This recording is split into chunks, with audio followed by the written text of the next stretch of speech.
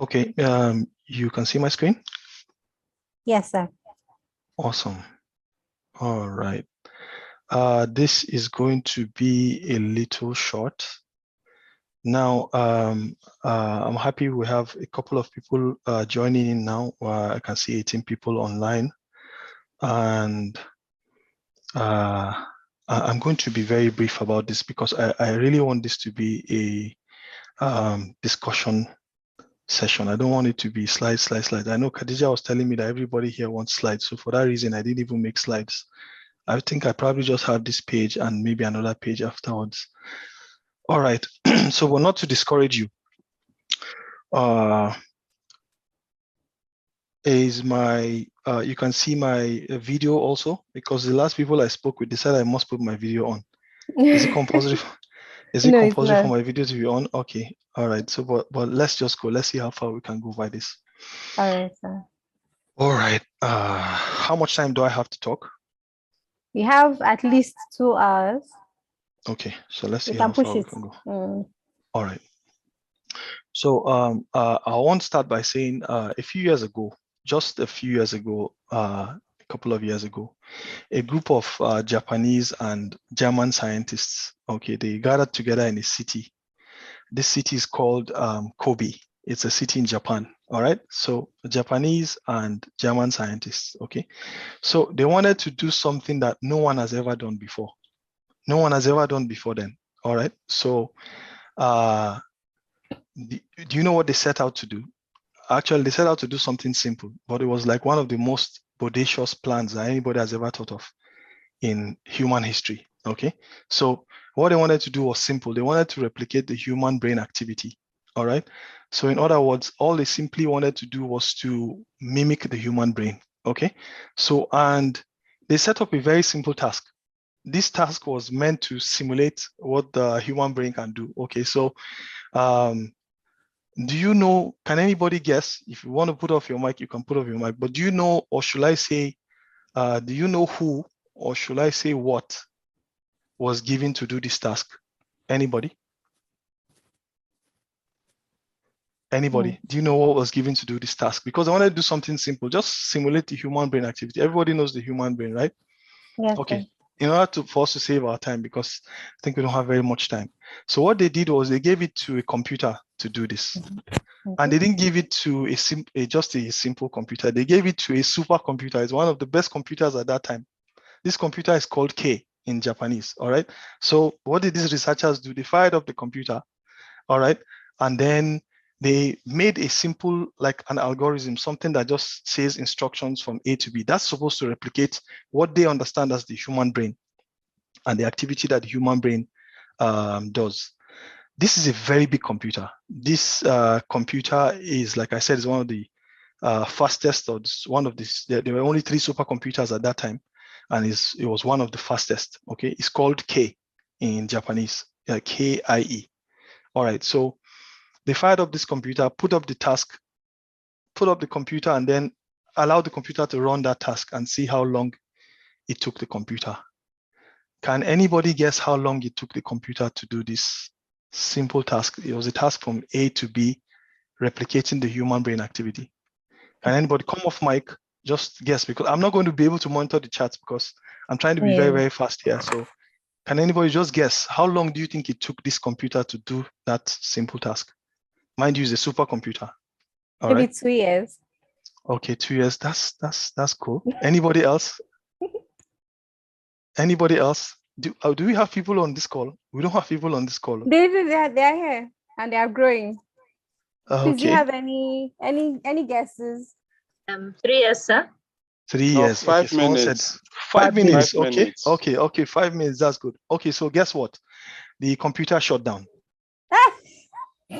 Yes, this is a supercomputer. This computer, like I said, is called K. K in Japanese is the word for a numeral. It's 10 quadrillion. All right. So it's a supercomputer that is manufactured by Fujitsu Siemens, and is a computer that is found in, if you go to, even though the computer has been decommissioned now, but if you go to Riken Advanced Institute for Computer Science, it's a computer science campus in Kobe in Japan. All right. And this computer is based on a distributed memory architecture with over 80,000 compute nodes.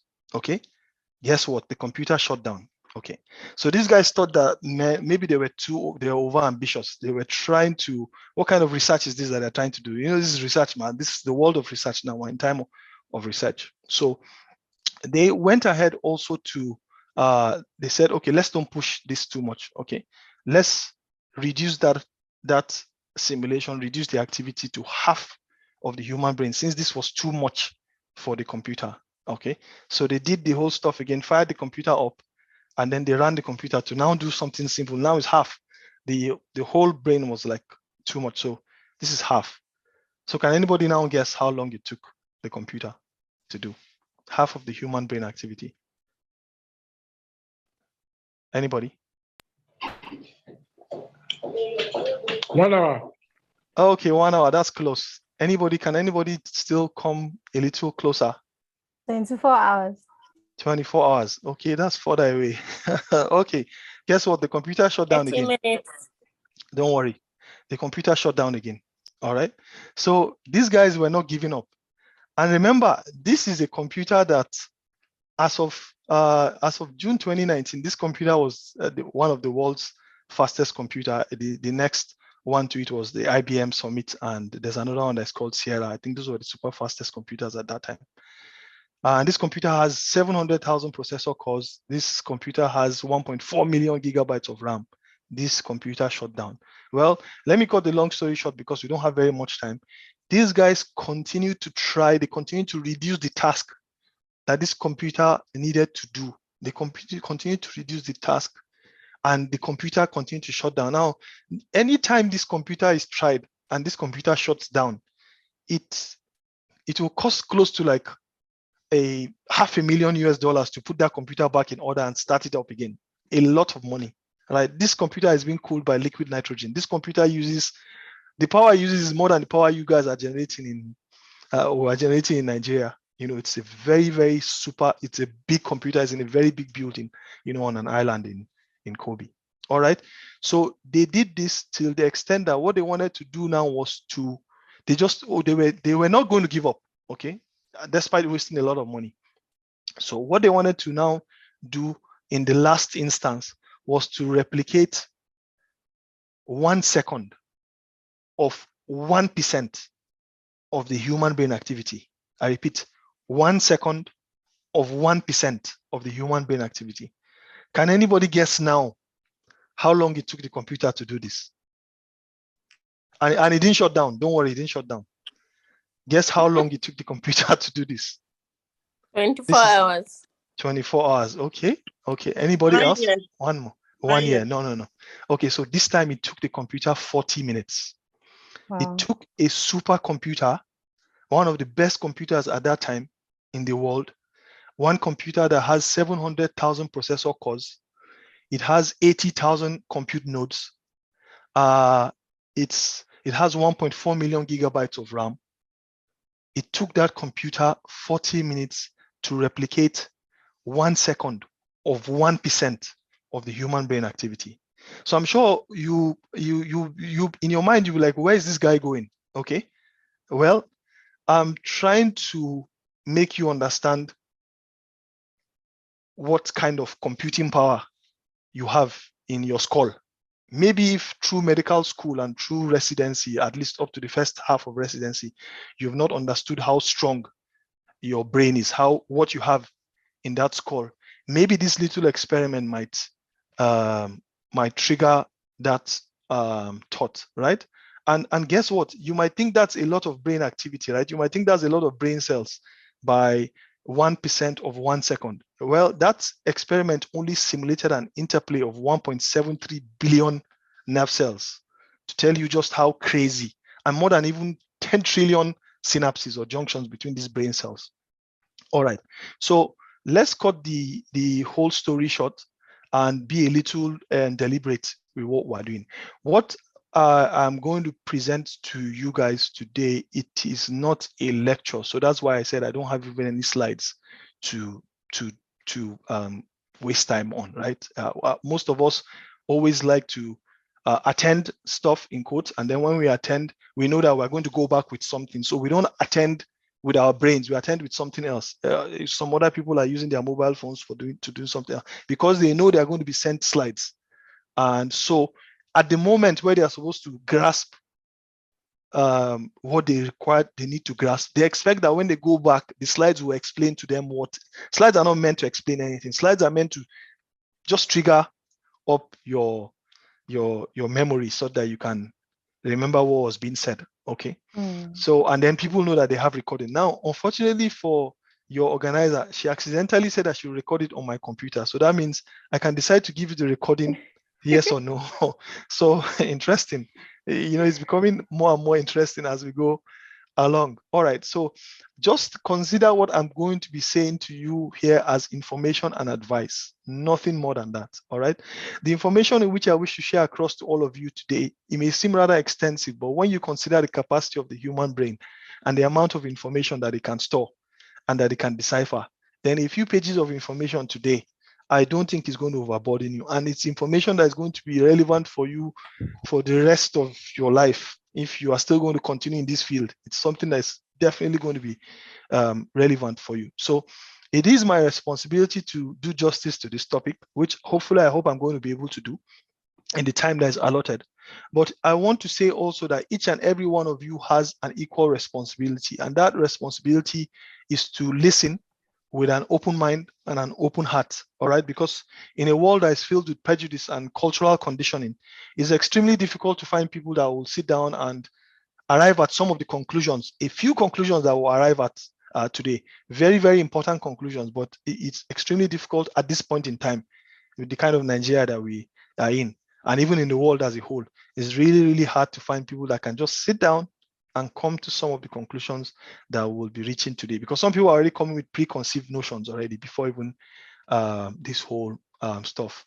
Like what has been said, my name is Abdul Hakim Olorukoba. My specialty is in public health informatics.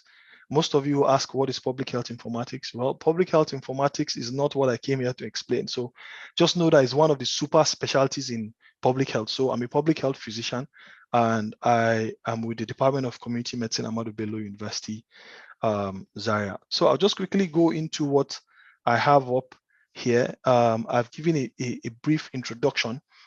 We are going to be talking about a detailed process that I have, or should I say we have, because it's just not only me, have used for hundreds, if not thousands of residents, some in my institution and even outside my institution, some even in some other countries, all right, that have a similar kind of residency training program, all right? So we're going to be talking about why a topic in the first place? Why is it that everybody starts to think about a topic? That's the first thing that comes up. Okay, that's the first thing that comes up. But is it the thing that is giving is it accorded that kind of respect that is supposed to have? Okay, then we'll be talking about some steps. Now, these steps are not yet published. I will not lay complete ownership to these steps. And that's one of the other reasons why I'm not putting a lot of slides up, because these steps are, even though I've used them, I've detailed them in a step-by-step process, which hopefully will be published very soon. So I cannot show very much about some of the details, but I'm going to explain to you in depth.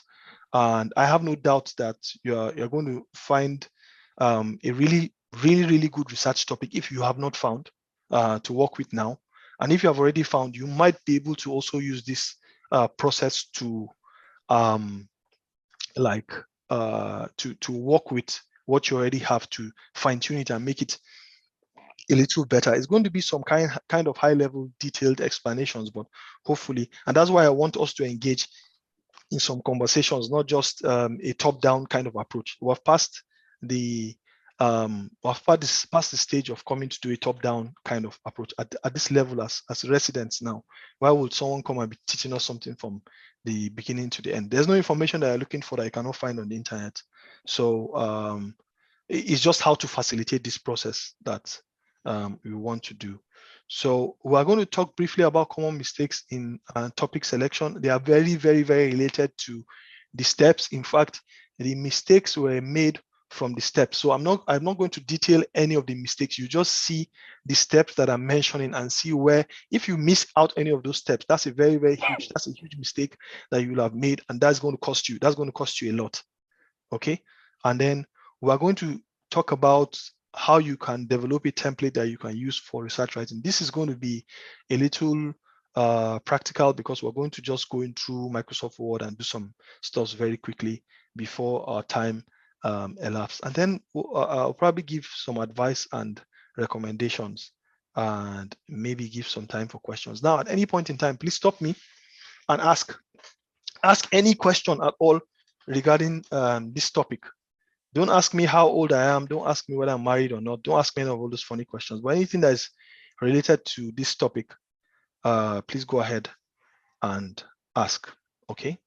So we have talked generally about what we want to do. But first of all, I am sure I shouldn't be speaking now because, you know, when your chiefs have spoken, you don't have anything else to say. I learned that one of my mentors and one of my very great scholars that I respect a lot and I hold to high level of esteem, Dr. M.S. Ibrahim, has spoken maybe last month or so.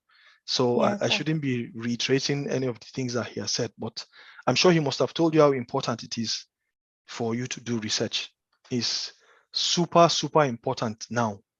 The residency training program is supposed to train you to be a researcher, such that after your residency training program, if you decide to follow the path of academia and go into research, then it is really important that you put into cognizance anything that you are doing from now, from senior residency level upwards.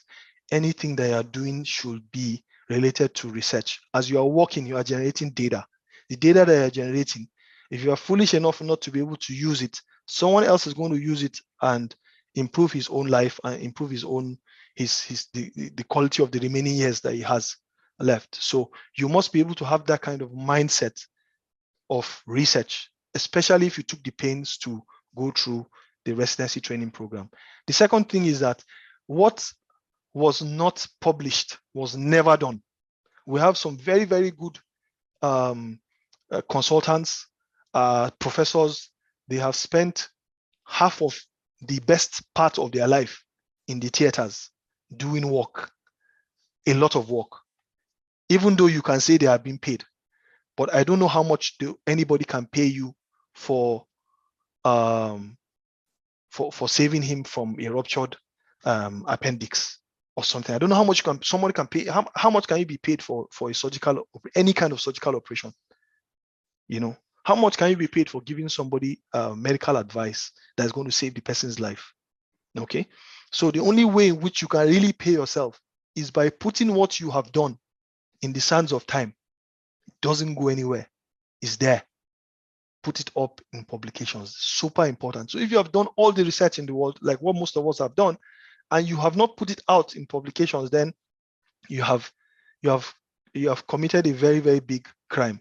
And that crime is just disservice to yourself and your other people that are coming behind you. So this whole topic issue and this whole stuff about research and whatever the residency training program that you have and the ARD on your side, whatever they have prepared for you is super important. Take it very important. Take it very, very serious. And the ultimate aim is you have to show what you have done, right? You have to show what you have done. And the only way you can do that is by publishing. And this is important. Why is this important here? Your whole program or your residency program is not meant for you to just say, like some people get so confused about the whole research process that they just call up their supervisor one day after being frustrated for like a year or so in trying to look for a topic. They just call their supervisor one day and you can sense the frustration in their voice. Like someone had called me some time ago. I'm not a supervisor, but I've heard this over and over and over and over again. Someone just comes and says, "Sir, please just give me a topic. Just give me a topic. Let me go and work on." Why would you want to do that? Right? Why would you just want a topic? Why didn't you call me when you're looking for someone to marry and just say I should just give you someone to marry, so you just marry? Choosing a topic is like choosing a life partner, because whatever you write is going to stick with you. And that takes us to specialization. A lot of us will be defined by what we do. See, if you have made a lot of mistakes in your life, this point in time in your residency training program, as you are writing your dissertation, or is it thesis you call it? I don't know what you guys call it. All right. The correct thing is dissertation for part 2. This point in time is what will change every single thing that you have prepared for. Everything you have been doing from the onset. You know, you have been specializing. Most of us don't know.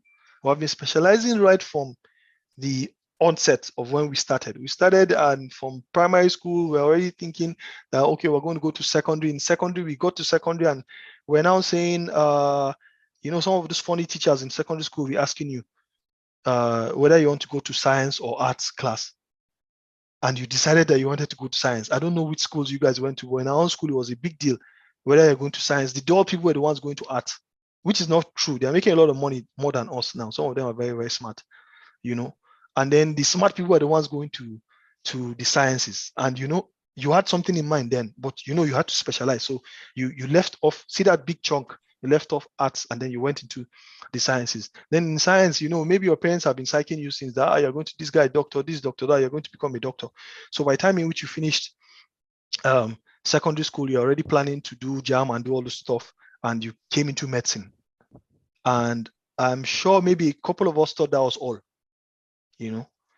But you finish medicine now, and by the time you're about to finish medicine and you start your house job, you now start to see that, okay, there's this, there's O&G, there's so many options that you have, so many options that you can pick from. And you are forced to have to pick a particular option, except if you just want to be a medical officer and you go and sit down. And then if you're a medical officer, I'm not sure you're going to be on this call at this point in time.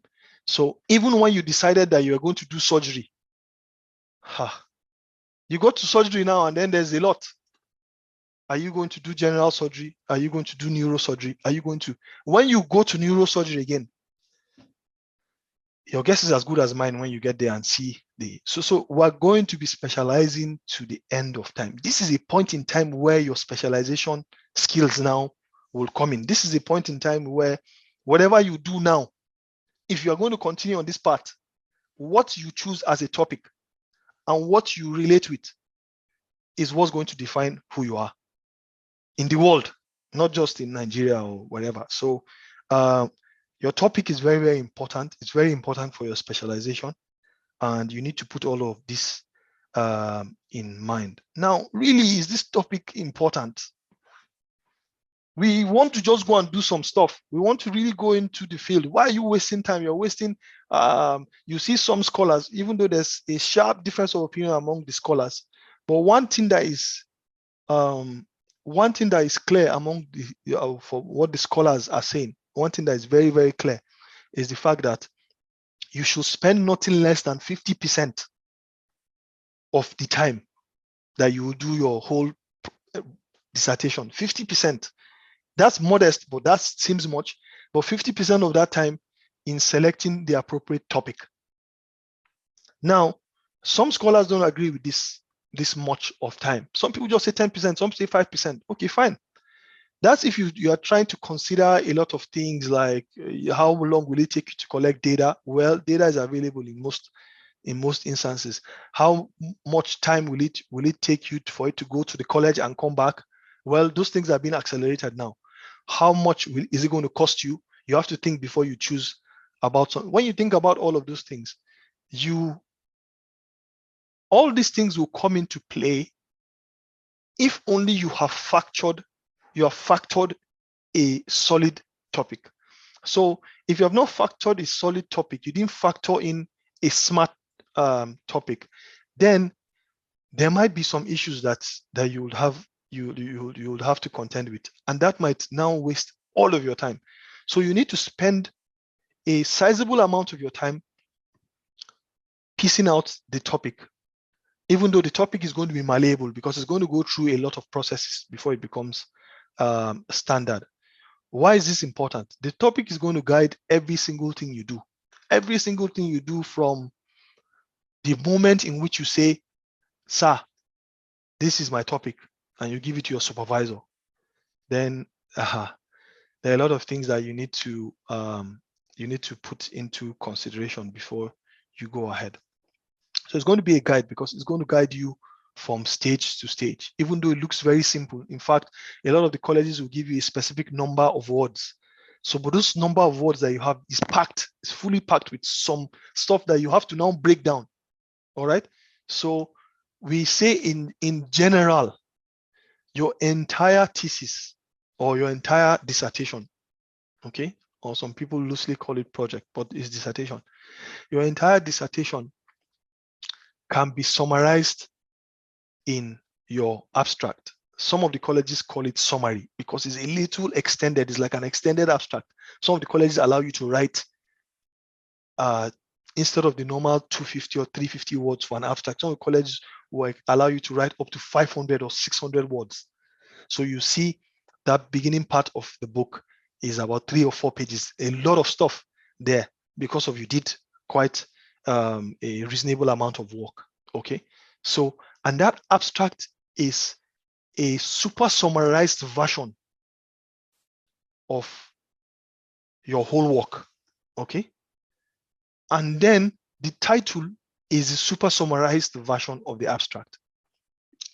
Now, it's unfortunate that you have to select a topic first, but that topic is, usually you have to, it is usually better, like if you're making a PowerPoint presentation, for example, we expect that you have whatever it is that you want to make a PowerPoint presentation on. You have it already written, maybe in Microsoft Word, for example. And then when you're now ready to make your slides, you now make those slides in PowerPoint. They call it PowerPoint. That means each point has power. Each point now, I'm explaining one point now. I've been explaining this one point for maybe the past 2 or 3 or 4 minutes. That's PowerPoint, not just powerless points, or notes that you just put up everywhere. Okay. So if you are forming a topic, the topic is actually supposed to be a summarized version of your abstract. Unfortunately, you don't have the abstract. So it's very, very difficult to summarize something that you don't have the abstract for. The abstract is supposed to be a super summarized version of your work. Your work is probably even 250 pages. That's a lot. And then you're going to summarize it into maybe just 3 pages. And then that's not even enough. They want you to summarize it into 20 words or 24 words, depending on which college or which specifications that you are using. So that means those 20 words, not every single word, every single letter counts. Every single letter that you put in those 24 words that make up your title counts. So with this being said, your title is now going to act as a signpost. This time is a signpost that you put to direct you to wherever you're going. All right? Directly or indirectly is contained in that title or that topic. We'll be using the concept of title, topic interchangeably. So just bear with me. It's not good to use some different things interchangeably, but just bear with me. I have a reason why I'm doing that. And the topic is also supposed to help you to have a systematic approach to whatever you're doing. All these things in one single 24-word sentence. I don't even know if it's a sentence. Man, a lot is required for you to put up a solid topic. So if some of you that just decided to just go and just get something and put it up and give your supervisor, and your supervisor says good, and you send it to the college and the college accepts, I hope you have not put yourself in trouble. Now, I'm not saying this to scare you. I'm saying this for you to understand how important this topic is and the kind of effort in which you need to put into these topics for you to be able to make a difference, for you to be able to make a difference in the world, for you to be able to make a difference in your life. All right. So a lot of considerations have to be put into play. And it's based on this that I set up some steps in selecting a topic. Now, I'm saying this because I'm not claiming ownership to these steps. So if you go online, you see so many different people saying all sorts of stuff. Now, one of the worst places to get information from is actually online, because a fool like me can just go online and put up a video. Like, I'm sure some of you have seen my videos on YouTube, right? So any idiot can just go and put up a video, and then some people just see, because you're able to do some fancy video editing and able to do some funny stuffs around, and they think it's legit. So one of the worst things about going online is because every idiot has access to the internet. Every fool, I can put up a website in 5 minutes. So every fool can put up a website. Every fool can put up whatever he wants to promote. And it only takes another fool to just see what the person is saying and copy it and come and start quoting it around. Like some of us that will be quoting stuff from Wikipedia, because we don't know what Wikipedia is. Wikipedia is an online encyclopedia. Anybody adds things to Wikipedia, whether it's wrong or correct. So if you come and you stand in front of other residents and your consultants that don't have all the time in the world, they're super busy people. They come for your presentation and you're quoting something you got from Wikipedia. You don't even know what you're doing. You're absolutely just off, right? Because you need to know what are the sources in which you can get stuff from the internet, because the internet is like one of the worst places in which you can get information from. A lot of times, what you just see off any website you just browse is not peer-reviewed. And once you are dealing with scientific stuff, in our own case, we're dealing with human lives, then you have to make sure that whatever you are saying has gone through some solid peer review. Now, a lot of these steps that I'll be mentioning is based on an extract from my research methods manual ebook. So it's a collection of my experience I've learned from my mentors and from so many other different sources, online and offline, and by sitting at the foot of very solid professors like Professor Sabitu, Professor Sambo, Professor Idris, very solid human beings, one of the best people I've seen around that have helped in nurturing whatever we have been able to put forth. So I'm not going to be saying very much out of this, because hopefully it's going to be published very soon. But I'm going to give you some snippets that will enable you to also understand how much of time you need to put into getting this topic. And if you do the correct thing, then you are going to go. Now, I will also include some links in the chat, maybe hopefully later, to some of my YouTube channels if you don't already know them. Right, I just have 4 of them for now. I'm going to 12 or 13, but I'm just on number 4 now. So you might be related to you might be interested in many of the videos that I've put up, because all of them or a lot of them are actually related to research, and a lot of them or all of them are based on peer-reviewed materials, not just based on my own whims and caprices. Okay, so the first thing is requirements. All right. So what are the requirements that you need? You first need to understand the requirements for your dissertation. All right. Super important. What are those requirements? These requirements, where do we think these requirements are going to come from? Can somebody, if I'm not sure if people are still on the call, maybe some people have gone, because I started being a little abusive. I'm sorry if I said anybody taking information from the internet, but that's the truth. So can anybody come off the mic and say what you understand by this? Because there's been I've just been babbling for, like I said, I have 5 slides. This is my 5th slide. So I'm about to stop. I'm almost finished. So what do we mean by this understand the requirements? Or let me put it this way, where do you think these requirements are going to be coming from? Anybody? Well, I'd like to try. Okay. I think the requirements should come from assessing that is this topic relevant? If I'm going to do this thing, is it going to change? Is the information going to be relevant? Is it going to be useful? Or Awesome. else there's no Awesome. point in doing that. Awesome. Good. Good. That's 100%. Very good. So, but if there's a body that would give these requirements, can you pinpoint any kind of authority that you think will be getting these requirements from? Anybody? It's only this lady that's been talking since. The other people are either just multitasking or they are not on this call. And I don't want to call names. I'm not here to come and be presenting stuff out to people. I've done this for the past like 15 or 16 years. I'm not interested in just coming to start doing a top-down approach. But that's what everybody just wants in this world. How much materials do you have? Okay. So maybe people are shy to come off mic. So maybe we'll allow people to use the chat.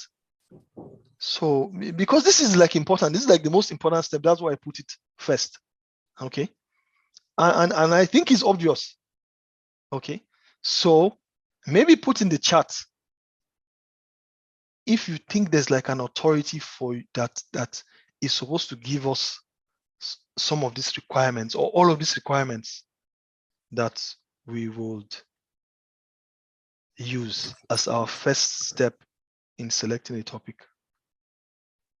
Hey. Please, can we respond? This We is can serious. share our comments in the chat section. Are you sure that there are people on this call?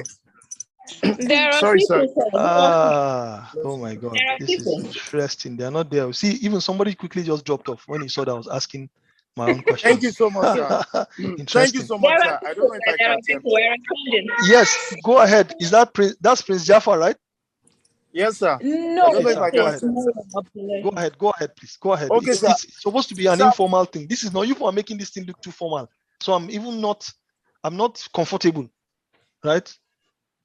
Okay, So sir, from what I understand, from the little I understand, sir, some of the yes. requirements are actually based on the research question, Okay. whereby there is a problem, and with that problem, you want to solve the problem. Okay. And Very in good. solving that problem, you can get some ethical approval. Okay. Very good. For you to start up your research, sir. Okay. So I think it's probably, and this is very good feedback, because I think it's probably me not being able to explain what I mean by this requirement, and this is good feedback. Now, everybody here. Excuse me, sir. Yes? Priska Ibe typed a comment in the chat box, and she said, Okay, I don't think there's a specific authority. Okay, a specific authority. All right. Okay, so she has a point. All right. Now the thing is, don't forget what we are here for. Everybody on this call, or at least most people on this call, are here for their part 2 dissertation. Is that correct? Yes, sir. So if there's any authority that will be giving us the requirements for selecting a topic, it's going to be the colleges. Your first step in selecting a topic is go and look at what is the college saying about a topic. Don't go and be trying to be smart or saying you are just a sharp. Some of us think we're just sharp. We can do some sharp stuff. We have been escaping with sharp stuff through medical school, through house job, through residency, first part of residency. This is not the time to do a sharp, a shoddy job. You'll be shocked with what is going to come to you. So the first step is for you to make sure you understand the requirements from the college for even a dissertation as a whole. Now, this might sound pretty obvious, right? But I can tell you, or let me even say, I can't even tell you the number of times I've seen residents that have gone down the path of, they've spent so many hours, days, weeks, months, years, entertaining some kind of research idea in their head, only to find out that this thing that you are trying to do, chairman, it is not accepted by the college. College stopped accepting stuff like this like 10 years ago. They have said nobody should do anything like this. And you carried your big head and you have been nurturing this idea for the past 1 year, going back and forth. So it's really, really important to start with the core requirements, right? And understand what are the deal breakers, right? So what the deal breakers might be in terms of your topic, which topics are allowed. Like for us in public health, for a long time, we knew that once you are doing any, in fact, once the title sounds something more like a cross-sectional study, you are gone. By the time you send the proposal, they will first delay it small and then send it back to you that your proposal has been rejected from the level of the topic. Nobody's going to even read the proposal itself. So you wrote a proposal of 60 pages or more with references and everything. And the people didn't even bother reading it. They just wrote their stuff, scored you some very wicked marks. I hope most of you have seen the scoring system that they use. So look at the rubric that is being used for scoring proposals. You need to get that from the college. If any of your seniors have just received their proposals from the college, the reports from the proposals, look at that rubric. I don't have a copy here. I used to have it in my Dropbox, but I don't know why. I've been searching for it since morning. I didn't find it. I had to call a couple of my residents, but I've not gotten a feedback yet. Look at that rubric and see how they score. What do they score the topic? What are the things they expect to see in the topic and all those? Then also go to the college website. I don't know how often they update their website, but when we start to talk about even templates, you see some of the things that I've gotten from the college. But I think the one I have is 2011. I don't know if it has been updated quite recently. Okay, so at minimum, we want to make sure that you understand the following. Number one, what are the novel requirements? What some scholars will call what they call originality, right? How unique does your research need to be? How unique does your research need to be? Now, I hate to break it to you here, and I hope there are no other consultants on this call or none of the examiners in the college. But the truth is that you are not expected to do anything that is 100% novel. Please listen very carefully. If you are going to drop off the call soon, be happy that you stayed up to listen to this point. You are not expected to do anything that is novel in the college. I may be wrong. So some of the examiners listening might hear this. I may be wrong, but here's my thought. If you are going to do something that is novel, how would you write a chapter 1? Because you know all these are the things that are okay in chapter 1. You might be able to escape chapter 1. You might be able to wriggle yourself around to escape chapter 1.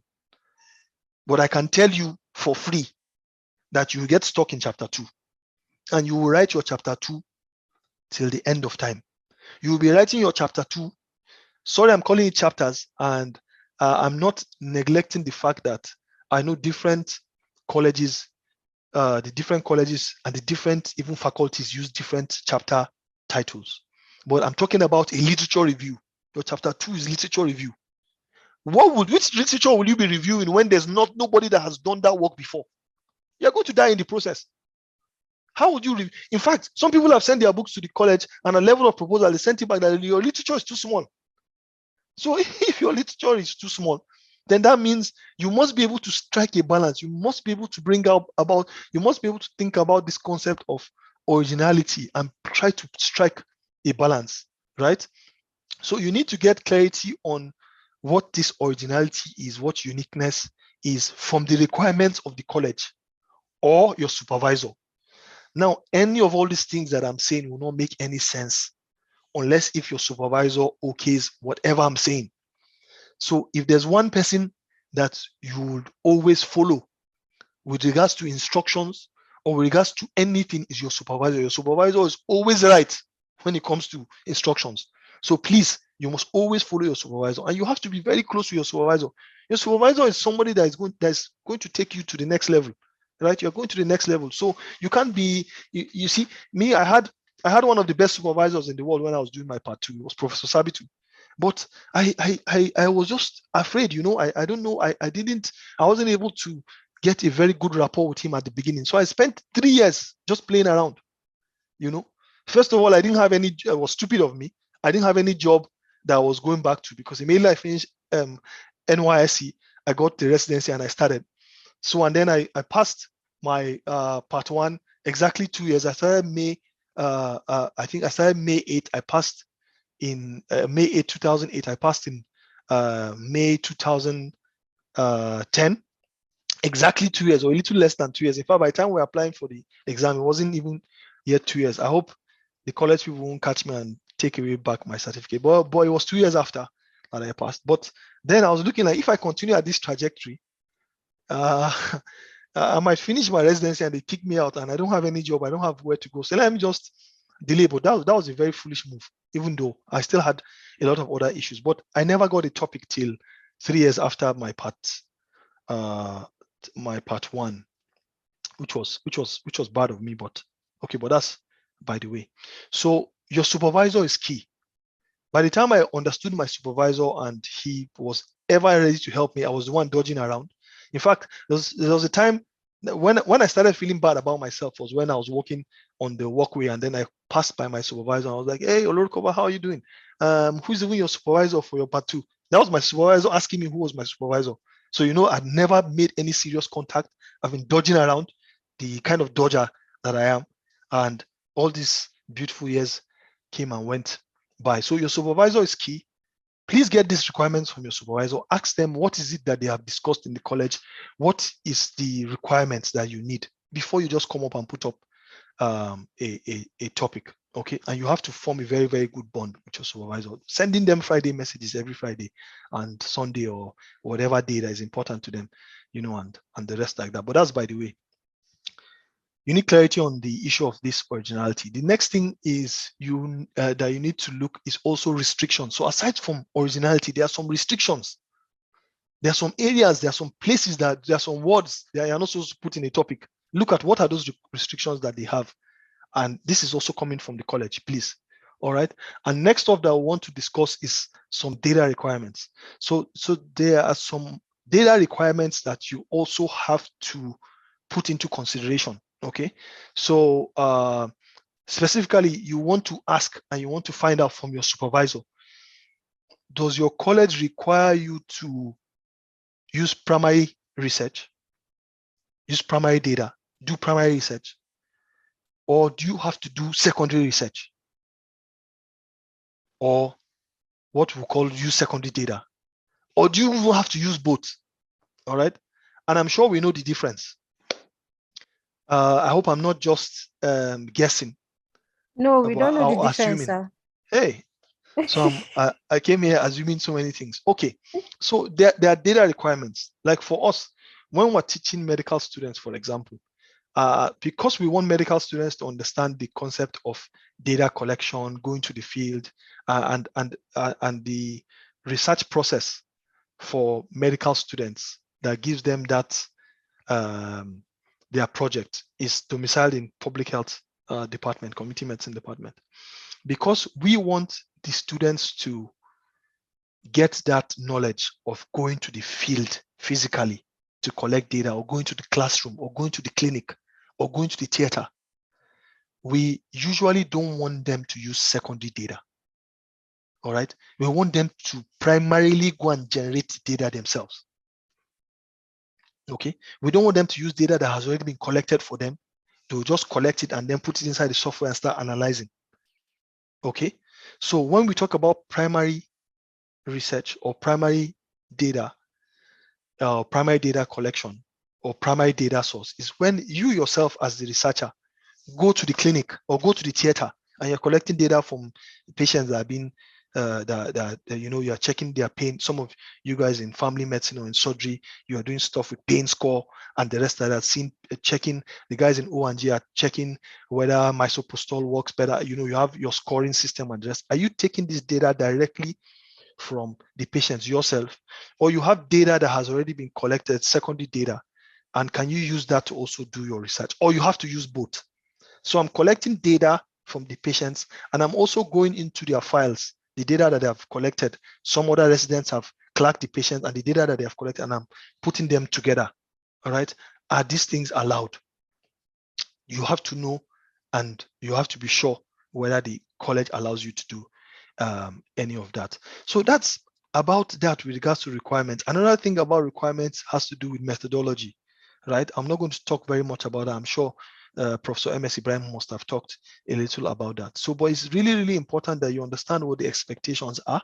And then the last but not the least, somebody has mentioned something around that, I think it was Prince Jafar. You need to also understand the ethical requirements. I'm sure the NHA, what's even the meaning of NHA again? NHA is like National Health, is NHIA, right? National National Hospital. Health. Okay, National I'm just Hospital, joking. Abuja. All right.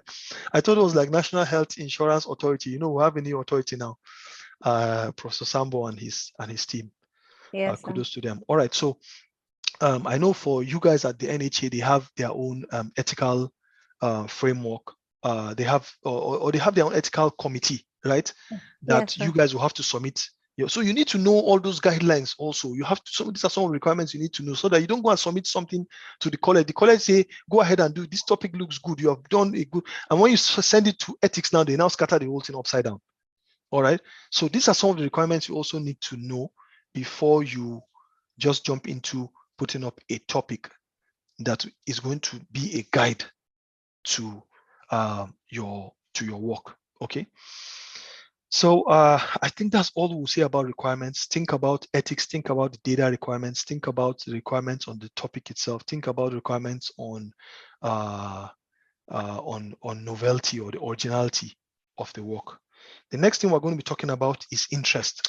Now, some people say interest comes first. Yes, interest comes first, but your interest has to be based on also what is required. You can't be interested in something that doesn't make any, that is not part of the requirements. You're going to be wasting your time. So one of the most important things which I put as the second step is gather your interests. All right, gather your interest. Your interest, very important. It's really important that you do what you are interested in, because if you don't do what you're interested in, man, you're going to be sad. Writing a research or writing up a research or conducting a research is a very, very difficult process. I have not seen anything else in the world as of now that is held with higher esteem than writing, doing some research and then publishing it and people see. Look, in fact, even some visas in the US will require you to have some particular number of publications, but not just even the number of publications. They would also want to see this number of citations. So there's a particular visa, go and browse. For some of you who are planning to run away from Nigeria and leave us, so they're planning to escape, and you think you're going to the US. There's some particular visas. Once they see you're a scholar, there are some particular visas that if you are aiming for, they will say, go and bring first of all 15 publications and 300 citations. And I'm sure everybody knows what citation means. Or am I also guessing? Am I also over assuming? Okay. No, sir. No, sir. We know that yes, one. yes. So people, so imagine, when will you even have time to publish one paper, and when will that one paper be cited? To the extent that you have 15 papers that have been cited over 300 times by others. So other people doing their own research, see your own work, and cite it and publish their work, and then your own stuff will enter. I woke up this morning to a mail and like, one of my works has been cited. Hey, I was happy. You know, in fact, I've been happy since morning. People will wondering that what's wrong with this guy. Why are you just happy? They don't know what has happened. Just one single citation on a work. And since I published that work, this is the 8th citation, and I spent all my time trying to do that work. But this is the 8th time that work has been cited. Whereas some other works probably I didn't spend that much time and have a little more citations. But just for you to understand, so you need to do something that you are interested in doing. If you are not interested in doing research, you will suffer. If you are not interested in doing the research that you agree to do, you will suffer, because people generally have seen research work to be a little difficult, and because of the difficulty, and it requires a lot of thinking. Writing is very difficult. Writing is not, you can see all our scriptures are written, right there. You have a physical copy. One of the ways in which we used to communicate to ourselves is writing, right? Somebody writes a quote of just 10 words, and that quote can stay till the end of time. So writing is a very difficult thing. You need brain power to write. You need more than the processing power of a supercomputer to sit down and write something that makes sense for people to read and say, yes, Kai, this is. Somebody will read what you write and start crying. Okay. So, and for you to be able to do that, you need some interest. Otherwise, Some people will just get frustrated and run away from the residency training program because they cannot continue with this whole research stuff. It's so stressful.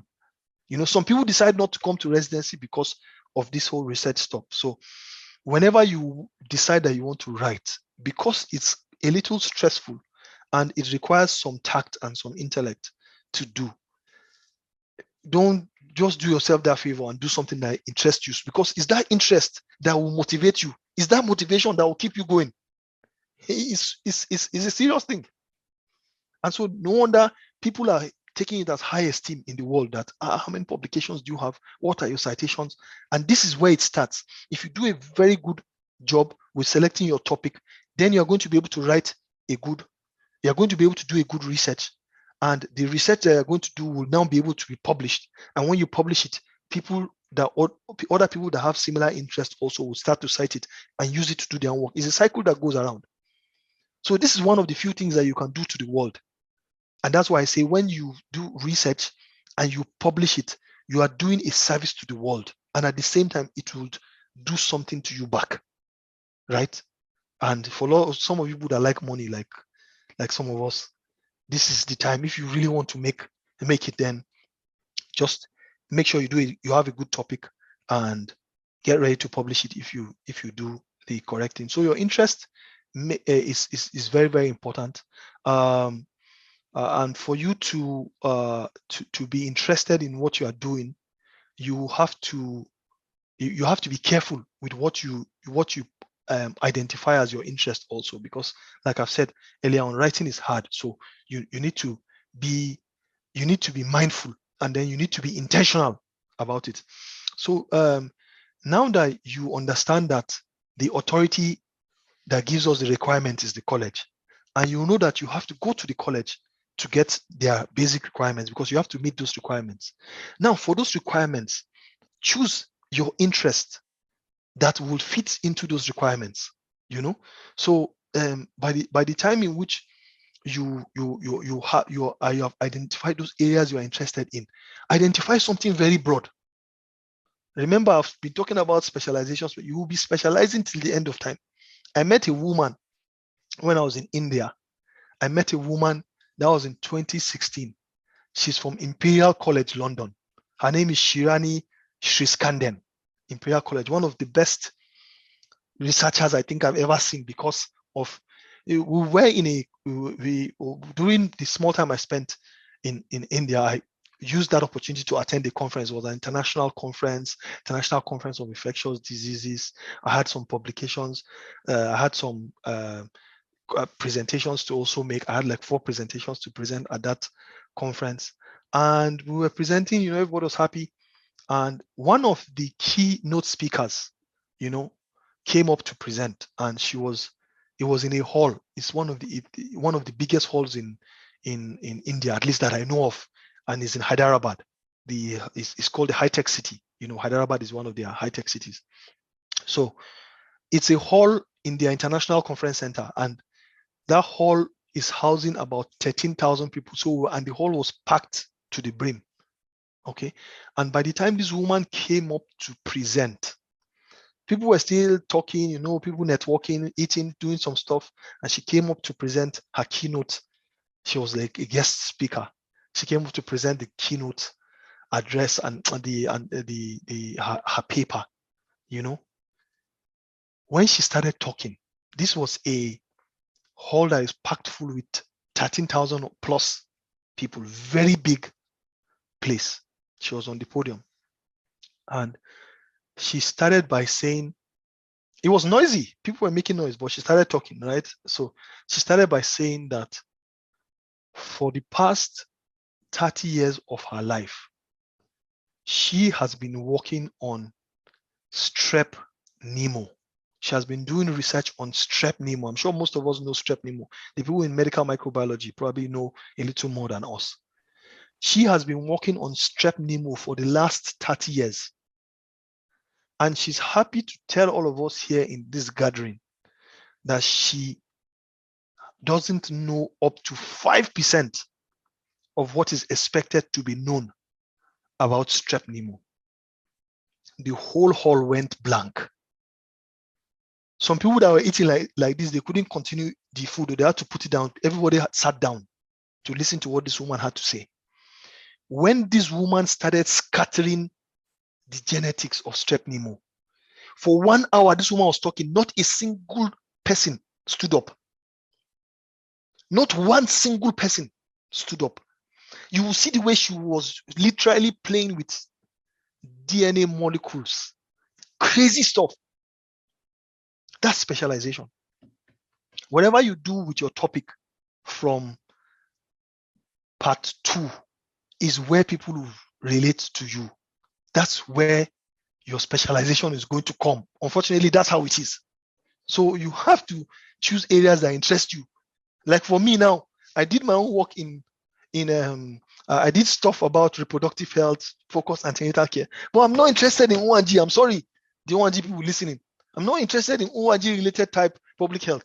I'm interested in something a little more specific. But everybody, anytime in our department, they want to do something, they would want to refer me to, okay, if they're sending residents for supervision or whatever, they want to send me because I have a reproductive health background. A lot of things I do in the department is reproductive health because I did stuff about focused antenatal care. And everybody, if they want to do stuff, aside from the fact that some people know me personally, if they want to do stuff in the department, and they're distributing for people and they come to reproductive health, they'll be thinking of, yes, Professor Sabitu is one of the main persons. Yeah, Professor Ejembi is also reproductive health. Dr. Professor MS Ibrahim is also reproductive health. And if they're coming down to those lower people in the ladder, they'll just probably fling something to me, also reproductive health. Right? And it's because of what I did in part 2. All right. So when you're selecting a topic, it must be based on your interest because that's going to follow you till the end. Except if you decide to just vex and do something else. Like I have decided to vex now and I want to do another part 2. All right, so that's by the way. Interest is very important. So maybe you are in family medicine, for example, and you're interested in health insurance, okay? And health insurance is broad. Start by thinking of something broad. Because don't worry, you are still going to go down. You are still going to have to fine-tune it to make it a topic. Even when you make it a topic, you make it a research question. Even when you make it a research question, you now make your objectives. Right? But where do you start from? Right? Start from the requirements, then pick up your interest. Your interest, you will now be navigating your interest, focusing your interest based on the requirements that you have up there. All right? Now, there's a caveat to this, please. Even though I say do your interest, there's a caveat, there's a downside. Okay. This interest area that I'm talking about, please, it needs to be areas that are intellectually, I repeat, areas that are intellectually appealing to you. Intellect, that you want to use your brain.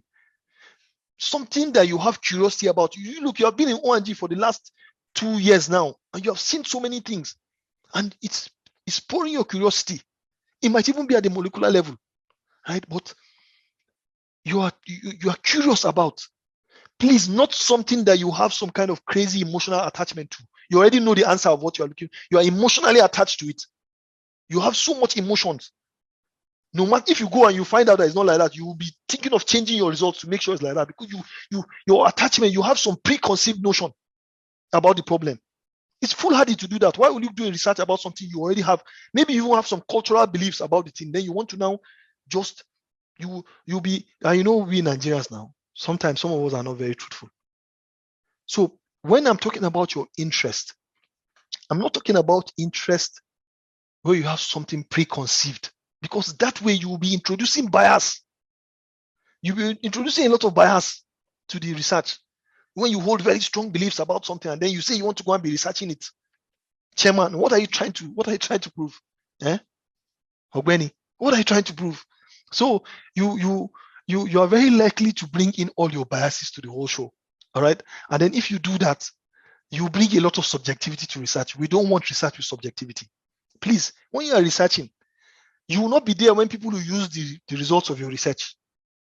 And if they use something that is wrong because of your subjectivity, there's a lot of bias already. Look, we're already facing a lot of bias in research. Selection bias, recall bias, we're facing a lot. Don't bring your own subjectivity stuff again into it. So when you're selecting a topic, yes, your interest is important, but please make sure it's something that is your curiosity, something that you are intellectually attracted to, that is intellectually appealing to you, not something that is preconceived. Please, not something that will bring in bias, not something that will make it subjective. You have to go into this research with an open mind and an open heart, right? So then you'll be able to ask the right questions, and you'll be very comfortable with the answer that you get. Not the one. Look, I've seen somebody. I've helped somebody in family medicine to do his research. I'm not going to mention so much. He spent a lot of money. Spent close to, I think then he spent close to 2 million or so, and that was a long time ago to do this research. But by the time we got the results, he wasn't happy. He had a preconceived notion. He said, "Chairman, how far? This in significance and statistical significance now, Oga, how far move?" I said, "Look, there's nothing about statistical significance here. Forget about all those preconceived notions that you have. This is what we have found. Carry this thing and go to the college." The guy said, "No, by force, he must have statistical significance." I said, "I'm not that kind of researcher, or I'm not that kind of data analyst, or I'm not that kind of data scientist that would want to give a wrong interpretation to this data that I've collected. Yes, you wasted a lot of money. You did all those kind of stuff, but we're not going to do this stuff." He said, "Okay, I know how to do it, let me teach him how to do it. He will go and do it by himself." So if I teach you how to do something that is bad, then don't you think I'm accomplice to that? If they're going to arrest you, they should come and arrest me too. So I left this guy. And the guy, because he was so emotionally attached and so many things that he came with to that research, he went, I don't know where he got some people that they've cooked up the whole stuff for him. And he went to the college. And by the time he came to present, it was bad. They caught him red-handed. There are so many ways. There are so many ways that you can catch somebody that has cooked up stuff. There are so many ways. Very easy ways. It's usually safer to just always tell the truth, right? Because if you always tell the truth, you don't need a very, very serious memory. But man, do you know the brain power it takes to tell lies? A lot of brain power. Serious brain power, because you have to always remember any time in which you're asked to, so your brain will be doing so much processing just to remember that lie that you've told and be able to be congruent anytime they ask you anything related to that stuff. It's serious brain power. You don't need to be a saint. You don't need to go and read the Quran or read anything that you are don't lie.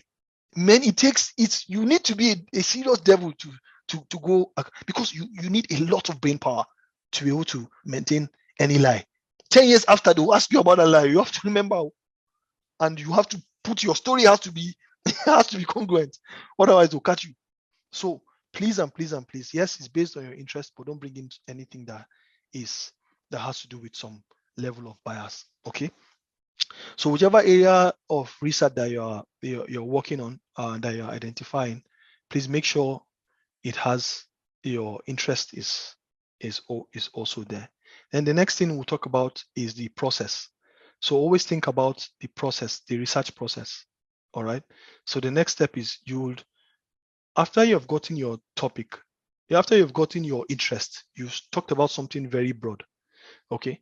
So when you talk about something very broad, the next thing is you want to undergo a kind of process to do the research.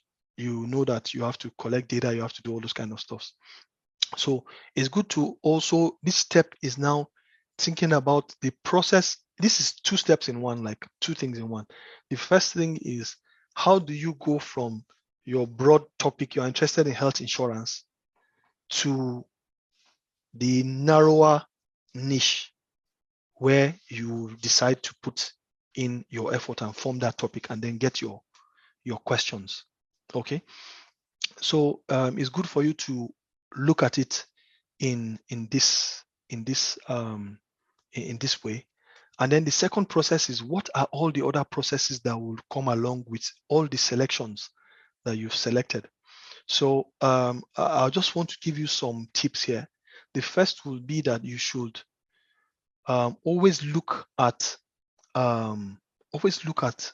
where you are likely going to have some support, right? So who can potentially support you with this your interest?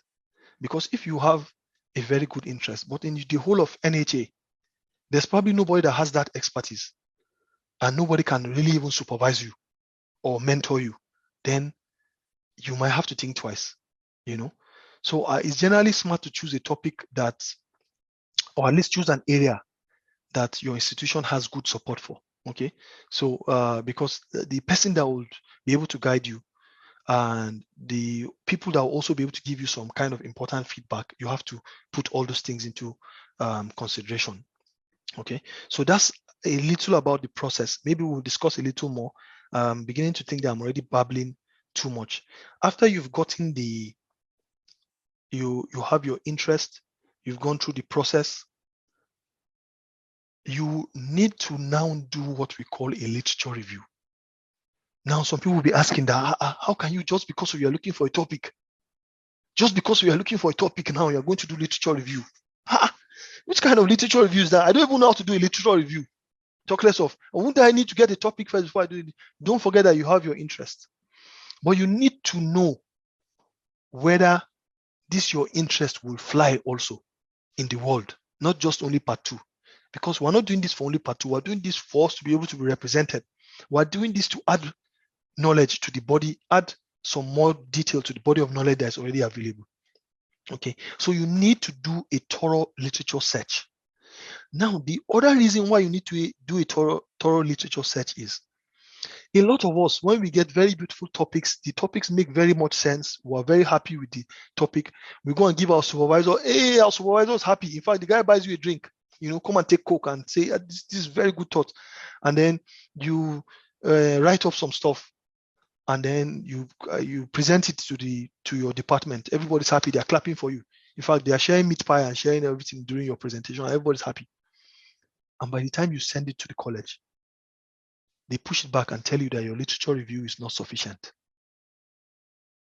You don't have literature on this. You don't have literature. Maybe you had 5 objectives, and the only way your literature review is strong is only in 2 objectives. The remaining 2, there's nothing in the literature.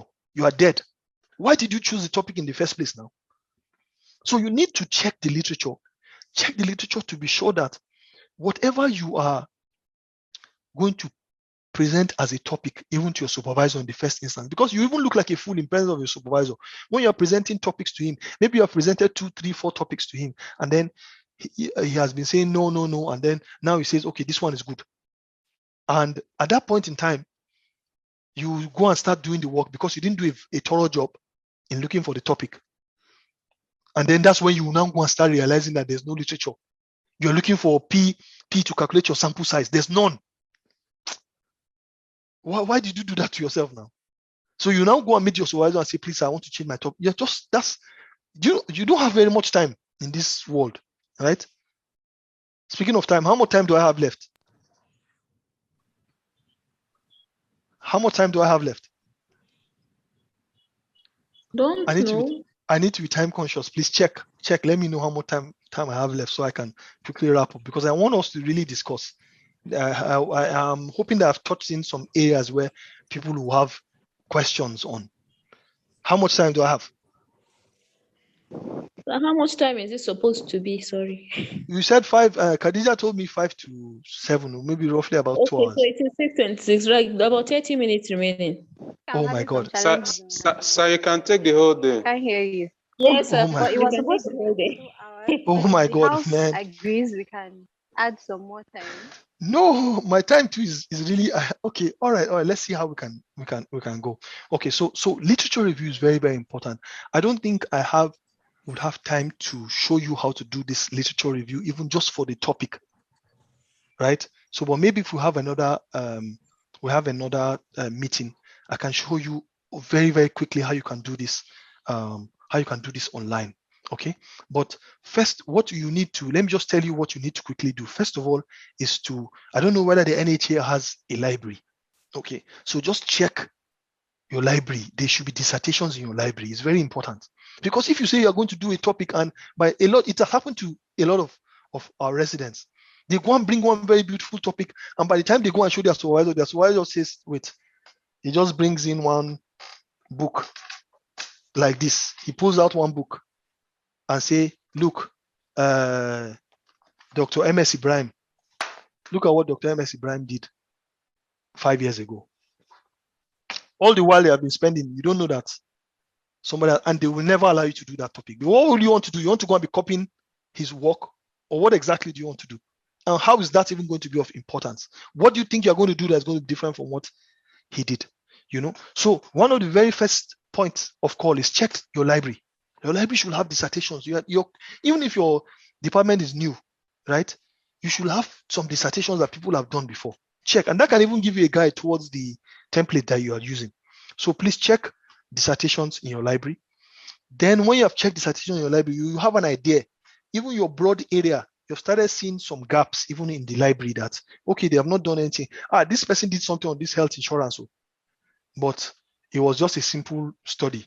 He didn't compare between insured and uninsured people. Insured and uninsured. People in family medicine like those kind of topics.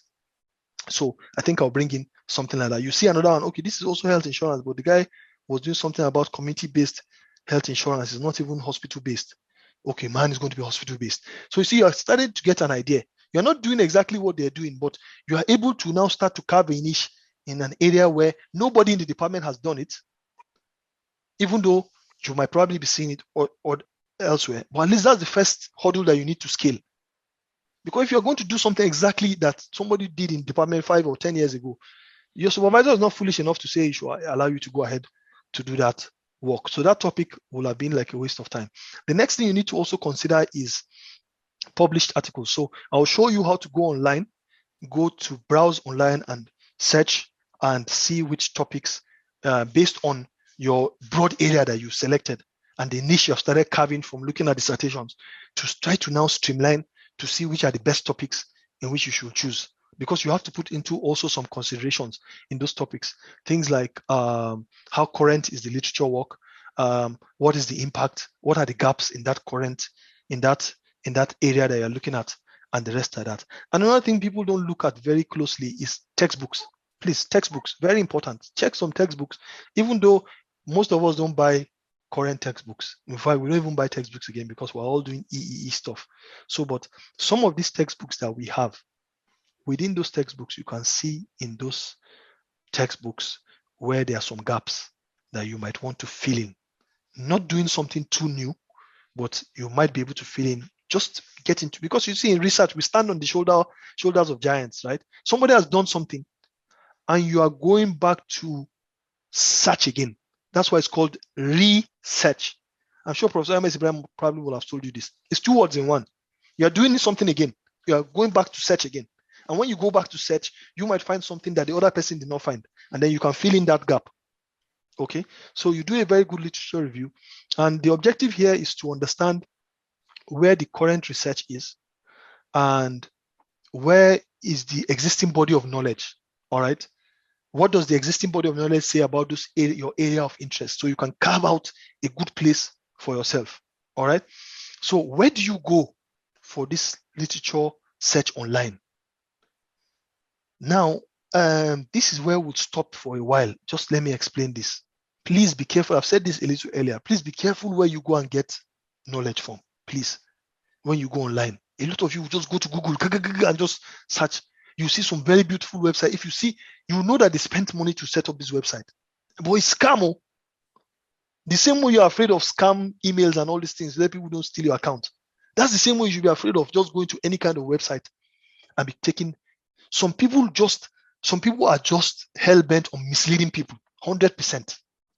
Some people, there are some websites that house very malicious journals, trying to destroy the small knowledge base that we have on ground. Some people do it intentionally. Some people pay money to do it. So there are millions and millions of websites that some of them every day they are new websites. Some of them are using to just make money.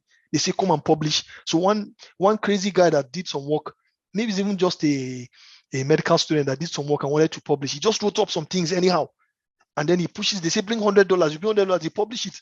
And you now look at it and you'll be using and be quoting for your work and be saying there are gaps in literature. Which gaps are you talking about now? Have you done the correct search? Have you checked the correct places? Have you done what you are expected to do? One of the most dangerous places to be online is to be online. Very dangerous. And unfortunately, most of us are always online.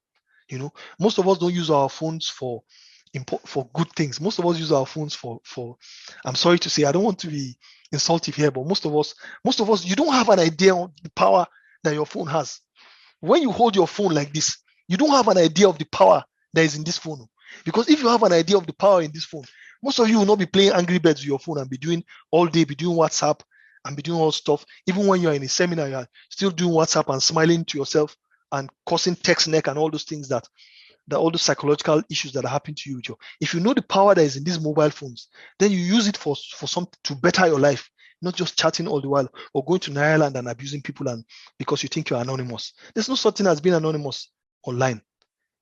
If you have registered your phone and you have a SIM card and people have ever called you with that number and people have saved that number with your name, forget about being anonymous online. You are not anonymous again. I can tell you exactly what you were browsing yesterday night. Just give me your phone number. Don't tell me your name. And everybody knows you with the phone number. So it's you. It's not anybody else. So we need to use some of these tools where there are a lot of tools out there, but people are just, you have an iPhone 13 Pro Max. You are playing Angry Bird. And doctors, they like to form. They'll be buying all these very big phones and the rest. Do you know the power? Do you know the processing power in that phone? Even an ordinary phone, all these ordinary Android phones that you guys see around, do you know what those things are carrying? Serious power. Check out you see some of my channels where I'm showing some the powers of some of these phones. A couple of years ago, maybe 30 years ago or some years ago, precisely about 1969, right? Scientists at NASA, right? Everybody knows NASA in the US.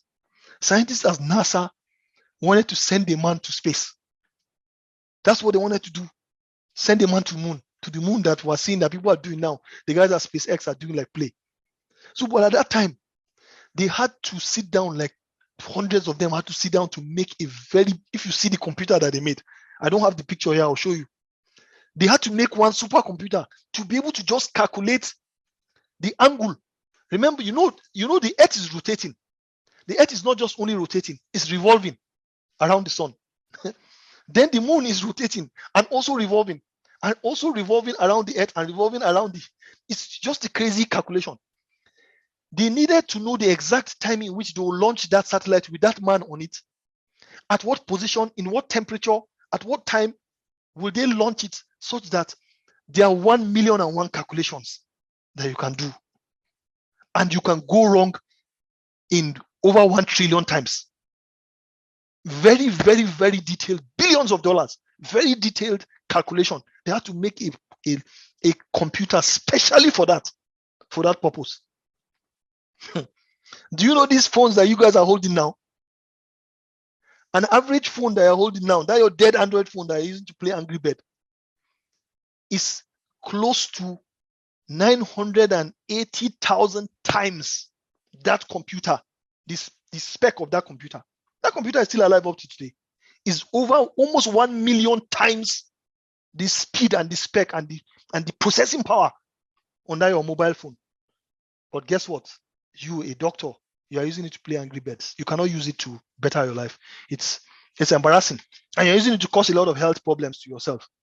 So there are a lot of ways in which you can use your mobile phones to do very, very beautiful things, but we'll talk about that one later. You need to do a very beautiful literature review. When you go online, are you going to Wikipedia? Are you going to Google? No. All right. You need to check some specific websites. There's some websites when you see the web address, just look for another website. So now, maybe you've not heard of this before, but if you are searching online, please look for websites that end in .edu, edu.edu. That is an organization, an institution. It's not even an institution, it's an educational institution. So if you check, you should see .edu. If you check our ABU website, you see it's .edu. You don't expect rubbish to be coming out from ABU, right? I'm one of the products of ABU. So you don't expect rubbish to be coming out from ABU. So don't go online and just go to Google and be searching rubbish, right?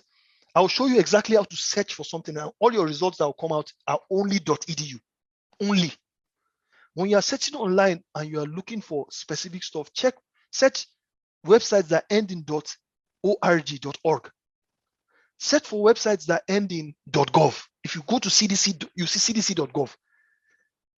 Those are federal websites. You don't expect, except even a scam government will not be putting rubbish up on their websites, right?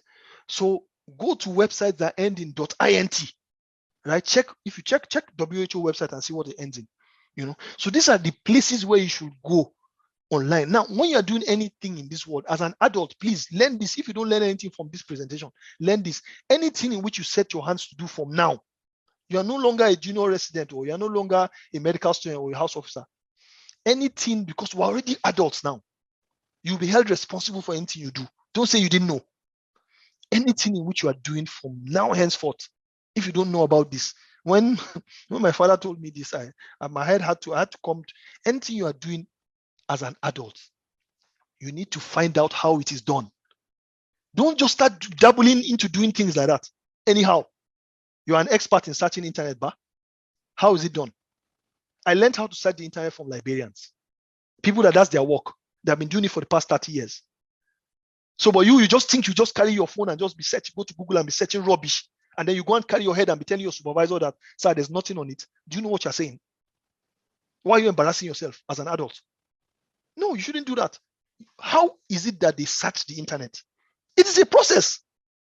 So you're smart. You didn't know about, you just woke up one day and learned how to search the internet. It's a process. People are doing a whole course on it. People are spending a whole 4 years in university just to learn how to search things that are indexed. And you just think because you have money and you bought an iPhone or something, and then you're a doctor, you can just search and do. You have to learn anything that you are doing in this world. Learn the process. Learn how it is being done. Don't just jump into it and start giving excuses. Go online, learn, but learn from correct and credible sources. So you can go to Google Scholar. Go to Google Scholar if you have to search. Don't go and search Google. Just don't go to Google. There's Google and then there's Google Scholar. Even Google, the guys at Google know that if you search Google, you'll be searching rubbish if you're looking for scholarly articles. So you have to now go to Google Scholar, and then what will be coming out from there should be articles. But even then, not all of them are just, you have to also be careful as where you get your stuffs from. Time will not permit us to demonstrate some of all these things, but hopefully if we get another session, we might be able to do this. So, but I would say that by the time you are doing your literature review, please pick like 10, arguably 10 or 5, let's just say like 5 very relevant articles to the area in which you are interested in, okay? Look for any sort of, I will advise 100% that try to look for, all of us know what is a systematic review, Abby. Try to look for, oh, sorry, my battery is, I didn't plug in my computer. Give me a second.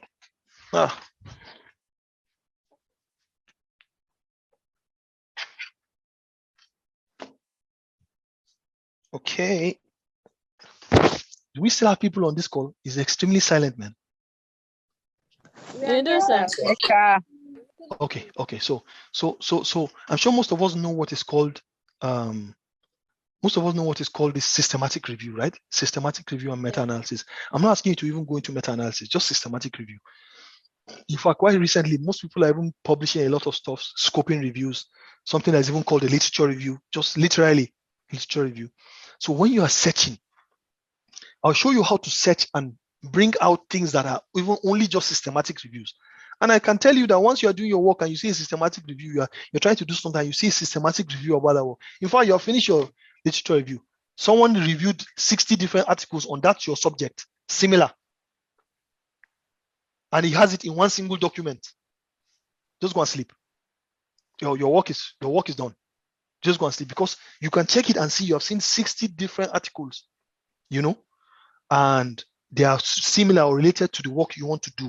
Then you are covered. Okay. So ideally get some high quality articles in that your area of interest that you have selected. And then you can now use those articles and narrow down to where you can get something that looks like a topic. And for a long time, it's going to be a working title. It's going to be a working title. So it's working. It's a working title. You are working, you are adding things to it and the rest of that. Now, you're not just going to skim through some of these articles. You are going to want to, first of all, look at the abstract. First of all, the topic is what's going to draw you into it. And that's why it's very important for you to have a good topic, because by the time you're also publishing your work, the topic is what people see first. If your topic doesn't correctly describe what is inside your work, nobody's going to go into the work because your topic is not representing what's in the work. Nobody will look for it. So people are going to look at see the topic and then look for the abstract. And by the time they see the abstract, if the abstract makes a lot of sense, they know what is inside the work. But imagine that your abstract doesn't really contain the real stuff that is inside your work. So nobody's going to go ahead to look at your work. Okay? So it's very important. By the time you are skimming through these articles, you are checking online for literature, you look at the title. If it makes sense, look at the abstract. From the abstract, and you have picked out the ones that make very good sense to you, then the next thing you want to do is to just quickly skim through the introduction and then look at the conclusion. This thing might help you even much more than what you expect, not just only in the topic, but even in your literature, what you'll be writing in the literature chapter and all those other stuff. That a lot of things will be put, will be arranged for you if you are able to look at this. And then one other place you want to look at, which most people don't look at, but I'm sure some of you will do that.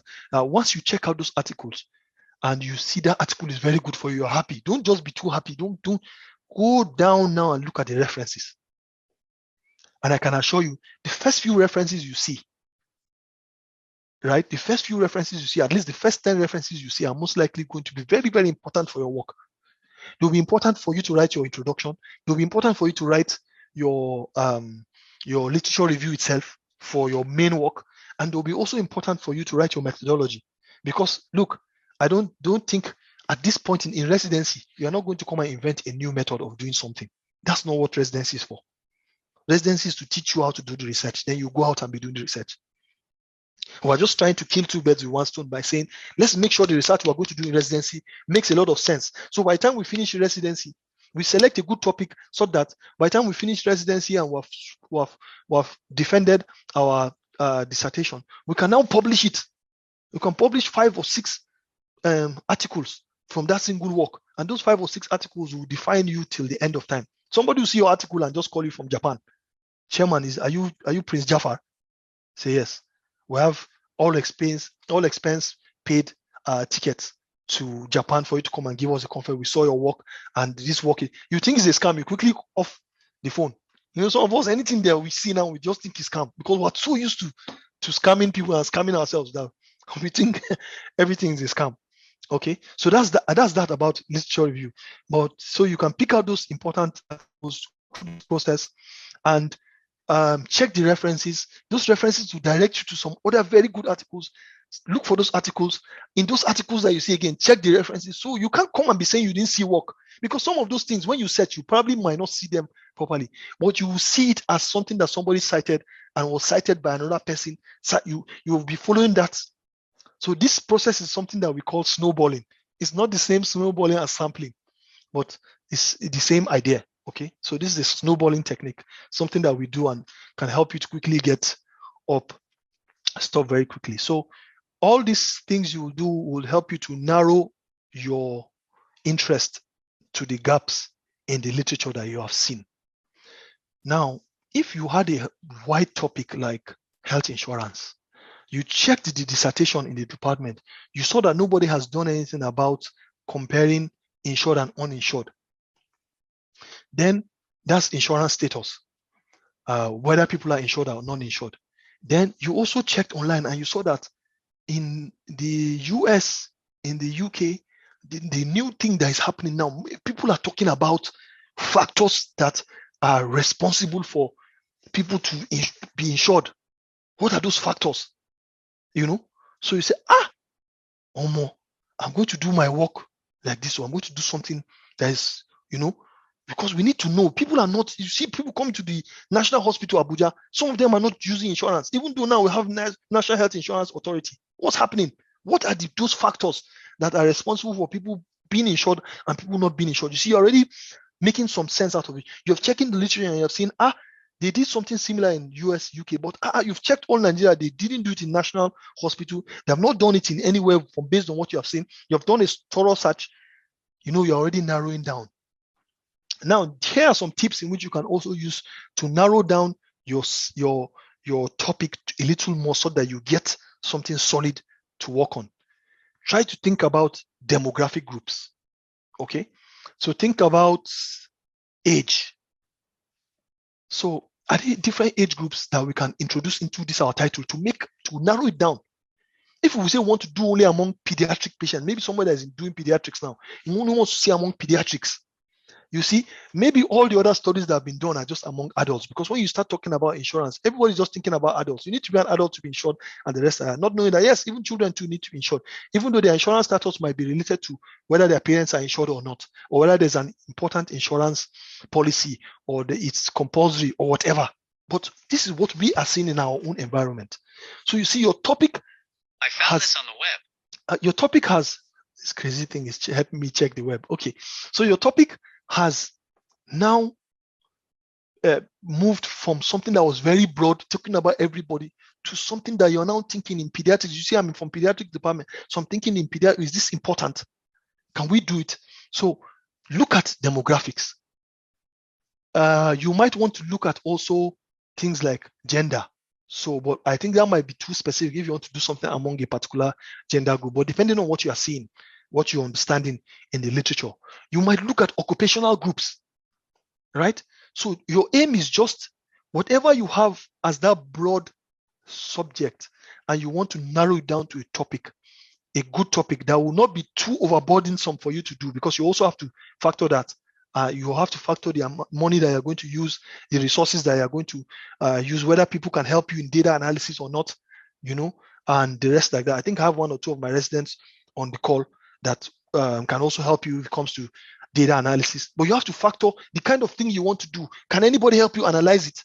Is it something we have to be calling somebody in Atlanta to help you to do analysis, or somebody in UK to help you do analysis? Because nobody, you have checked around, nobody, even the guy that you used to give money to help you do analysis, the guy says he cannot do it. In fact, he cannot even lie about doing it because they will catch him or something like that, So you have to put into all those things into consideration. So make sure from that idea, your interest, to a broad topic, to now something narrowing. And the way in which you can narrow this down is by trying to put in some specifics. You can specify with location. This has only been done in Cameroon. In Africa, the whole of Africa has only been done in Cameroon. Can we look at the Nigerian context? Now, what you do is, by the time you have something that is broad, you're bringing it narrow, and you want to cone down, put context. That's the word. Put context into it. Put a local context. Can we talk about location, rural, urban? You see, these guys did it in the UK, and maybe they did it in an urban area because there are very few rural areas. In fact, what they call rural there is different from what we call rural here. So put in all those contexts, and then you'll be able to have a very solid topic that is getting really, really specific. And you don't want to do a topic that is too loose, so that you are just here, there, and there. You want to cone down. Remember, we're talking about specialization. You want to cone down into a particular area and catch that area. You are lucky you have seen nobody has caught that area. Just catch it. Catch it. Become a specialist there. They will look for you. I'm telling you, they will look for you anywhere in the world. They will look for you. Like, no, it has to be this guy. It has to be Prince Jaffa. Nobody else. Look at what he has done now. But if you want to just do a very big topic here, there, you are doing this, you are not doing that, then there are so many places within those subjects that we have also not explored that we can strike a balance with. Okay, so I think that's that for literature review. The last thing, after going through all these processes, the last thing that I'm going to talk about is evaluation. Now, I have an Excel sheet that will help you to do this evaluation, but unfortunately, I'm not going to bring it out because, like I said, I've not published it. But what you need to do is, I can show you what to do. What you yourself can actually develop it, because it's something we do very much in public health. We have evaluation tools. So you can develop a tool. I'll just tell you the different parts of the tool that I have in my own. I think I have just like 5 or 6 parts of that tool that helps you. So you can just put up an Excel sheet. The first thing in the Excel sheet, because maybe you had, remember you are going through all these broad topics. Maybe you had like 3 of them One is health insurance, the other one is this, the other one is that. And as you are searching literature, you are having some specific. So right now we have 3 specific topics that we want to now choose, or maybe you have 5, depending on you, everything. This thing is just subjective to you. But now you want to be a little objective, because you don't want to just take anything to your supervisor. You want to set up a tool to measure these 4 or 5 things that you have and see which one best suits, which one will I give him first, or which are the top 3 that I'll give him. So the first thing you do is maybe you can think of putting up something like originality or novelty as the first point. Maybe you want to score it 1 to 5, for example. So you say originality. Then the next point might be, what did I even use? So I used originality. And okay, so the second thing you want to see is how significant is this? What's the impact? If you do this study, what impact will you generate in the national hospital? Or what impact will you generate in Nigeria? What impact can you generate for the world? So the level of impact. Remember, this is something subjective that we're trying to put a number to. So we're going to be giving 1 to 5. We do this very well with our medical students. For some of us that finished ABU and did community diagnosis, you know that by the time we finish finding out the problems in the community, we want to now evaluate and see which ones are going to be the top problems that we'll go and deal with. Okay, the same thing here. You have a topic. Which ones are going to be those top? Which ones are the top ones that you want to go and first check out, because you don't want to check out all of them. Okay, so you'll be looking at originality. You can also look at the impact. Okay, then you can put a third one that says availability of literature. Okay, how available? Just give a scale from 1 to 5 from what you have been seeing. You say this one or this one, or this one has like 4. You give this one 4 over 5, because everywhere I'm searching, I'm just seeing things. Look, I even have systematic reviews, like 3 of them from different places on this one. So when you're going to score that one, you'll be giving 4 over 5. But this one, maybe you only saw 1 systematic review, and you are thinking it's not as strong as this other one. So this grading or this evaluation is relating it to itself, to each other. You have 5 of them. You are trying to relate them to see which one is the best to put forward. You know, so you have that. Then you also add data access. So how easy is it for you to access that data? What's the feasibility? So I think feasibility should even be a second one, another one entirely. So data access. How will you collect that data? For example, is it going to be easy for you to collect data? Imagine somebody that is saying is doing something about hepatobiliary stuff, you know, and all he needs to be collecting data from people in the theater as they are doing cholecystectomy or any of all the stuff. You want to collect the bile sample and go, and you know, how easy is it? How many patients come to the national hospital and have that kind of procedure? You know, so you have to be thinking about all this. Is this going to be feasible compared to this other topic that I have? Which one is more? This one, man. So you give a low score to the ones that are very difficult, and give a higher score to the ones that you feel that are better. Mind you, there's no hard and fast rule in doing this. Remember, you have 5 topics that you are trying to piece out the 2 best, or you're even trying to piece out the best one to go and give your supervisor. So just make sure you have some criterion that you're looking at as part of your interest. Which one interests you more? Put it there. So just imagine you have 5 points, and for the first column that you have now is your first topic. Check originality, you give it 4. Check the impact, you give it 3. Check whether it's feasible, the feasibility, you know, or availability of data, you give that one 5. Check this. So you add all of them together and say, out of 25, this one scored 20. This topic, man, ababao, you know. Then you do the next one. This one is 24. Push this one aside first. Just chairman, just chill first, you know. Then you do the other one and say this one is 19. You can see now. And then you do this other one. We're just trying to put in some objectivity to something that is naturally just selective or subjective. Okay. So when you do all of that, you have your points, you have your final topic. And then you can now go and give your supervisor. So this, in a nutshell, are the 5 steps that I curated. This is my acronym that I formed. is called ripple. R is for requirements. I is for interest. P is for process, the research process.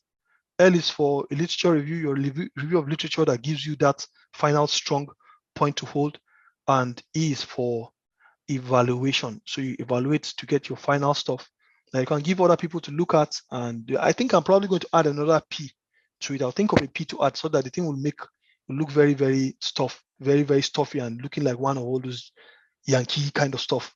So that when I start making money now, you guys don't say we're doctors together. We're not on the same level, guys. Because you are not thinking like, you guys we have to spark, right? Okay, so sorry, I'm just joking about that. So this is all I have for you. These are the steps in which you need to take to select a topic. Look at the requirements. First of all, very important. Check out your interest. Your interest is because you need sustained interest. Some people start with a lot of ginger. When they enter into the thing and they see, say, man, go, no go, they'll start getting depression. Why will a doctor be depressed? Already you are facing burnout, then you add depression on top, and a lot of people get depressed. A lot of people I see from the sound of their voice, you know that there's a high level of depression. And they'll reach out to you and start begging you, crying. Some people like to cry. Help them out. Or you put yourself in this trouble by going to choose this topic, and the college have said, go ahead to do it. Now you find out that it's not feasible. You can't do it. Then you now want us to cut corners. Which corners you want us to cut now? We're not magicians now. I know we in public health were the ones that suffer the most because they believe that we just have we have one magic wand like this.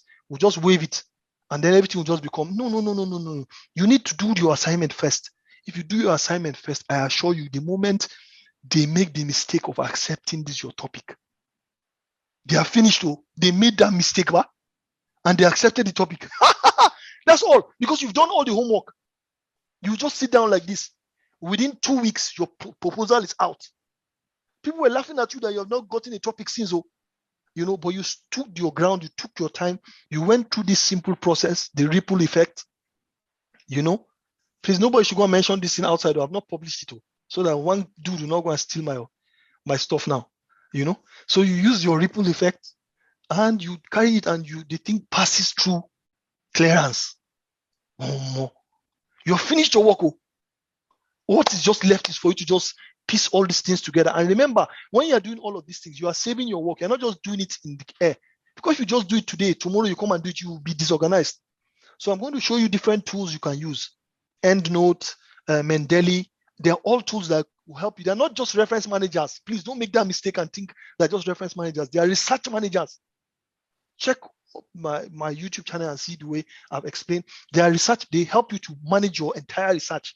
They can help you to save PDF documents, reference the PDF documents, bring out stuff from, it's crazy. So you become very organized. Because sometimes if you check most of you guys are already writing stuff now, check your downloads folder and see. You have downloaded something more than 10 times. Because you first searched for it online, you saw it, you were happy. Maybe you kept it somewhere in your document you were writing. After 1 week, you stopped writing. Maybe you went for salad break or something. Then you came back. Where's this stuff again now? You start checking. But if you have, let's use these tools. These tools are supposed to help us.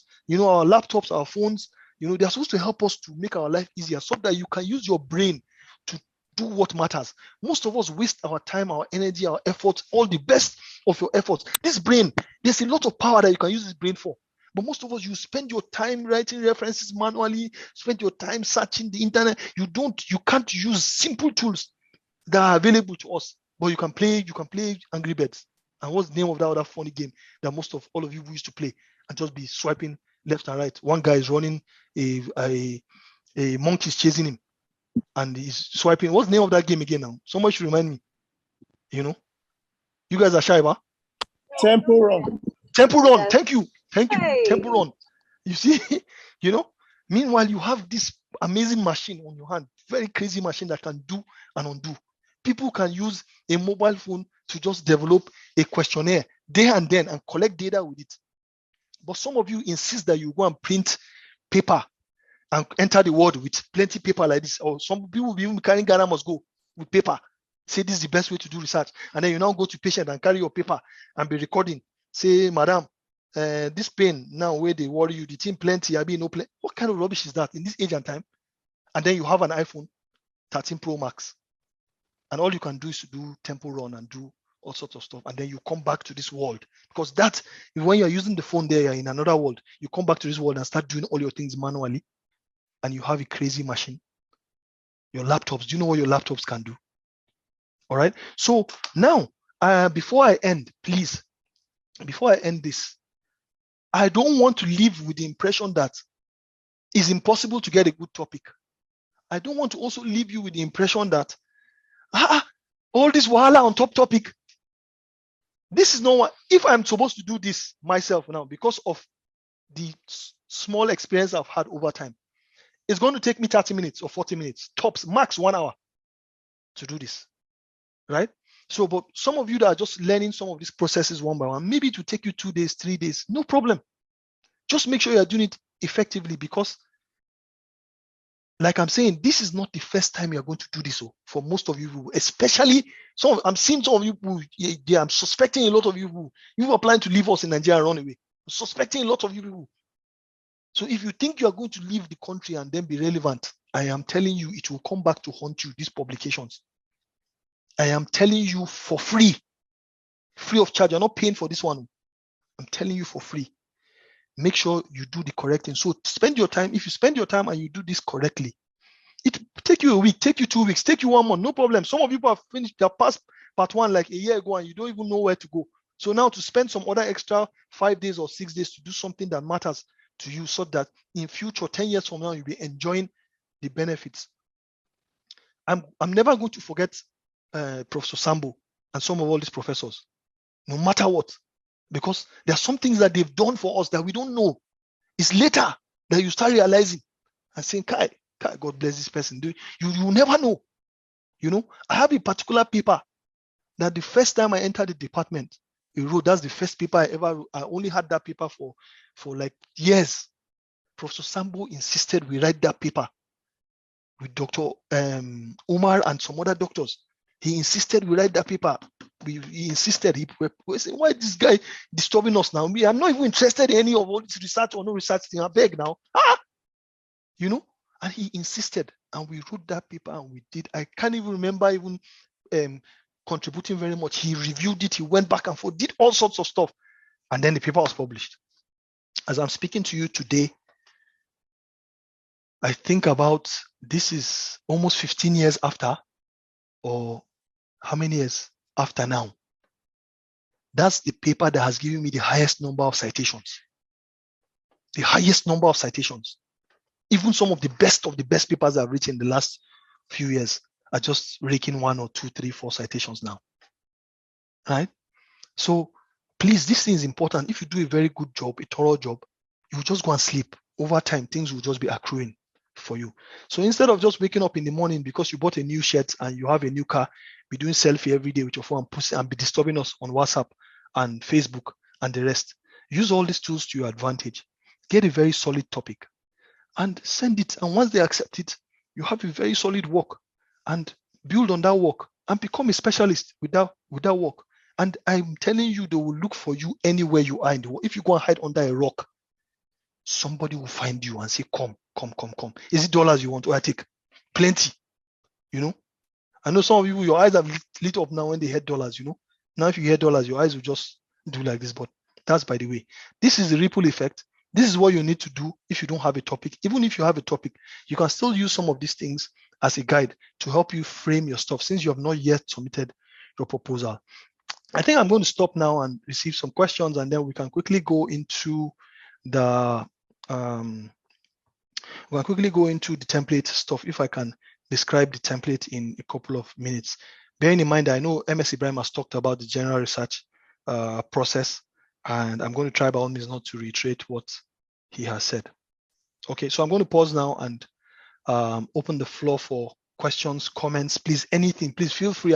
You can see me now, I'm not a formal, I don't like all this formal kind of stuff. So you can see the slide number. I had just 6 slides. I want it to be a discussion. Just whatever is your issue with this topic or finding, just come out plainly. There's no. And if you think you cannot come out here because you have one special stellar topic that you don't want anybody to hear, you can reach out to me. You can reach out to me via WhatsApp or send an email or whatever. But please feel free, because some of the things you might say might be what is worrying somebody else, and the person might not be able to say it out here, but the answers might help that person more. So I'm going to pause and entertain questions. Thank you very much, Dr. Olorunkoba. We are very, very grateful for you taking out this time. I would like to plead for about a 10-minute break. Okay. So that those of us who have to pray can just make our prayers. So we can write out the comments in the comment section. We can, start writing out or preparing our questions. After 10 minutes, that's going to be 19:17. Please, we're going to continue the discussion. Do I have your permission, sir? Yeah, 100%. 100%. So I'm going to also, I'm not going to log off, but I'll probably quickly go and get myself also, and then we can come back and then, but by the time we come back, I'll not have very much time again because I have to also do some other stuff. So let's see how we go. So what time are we coming back?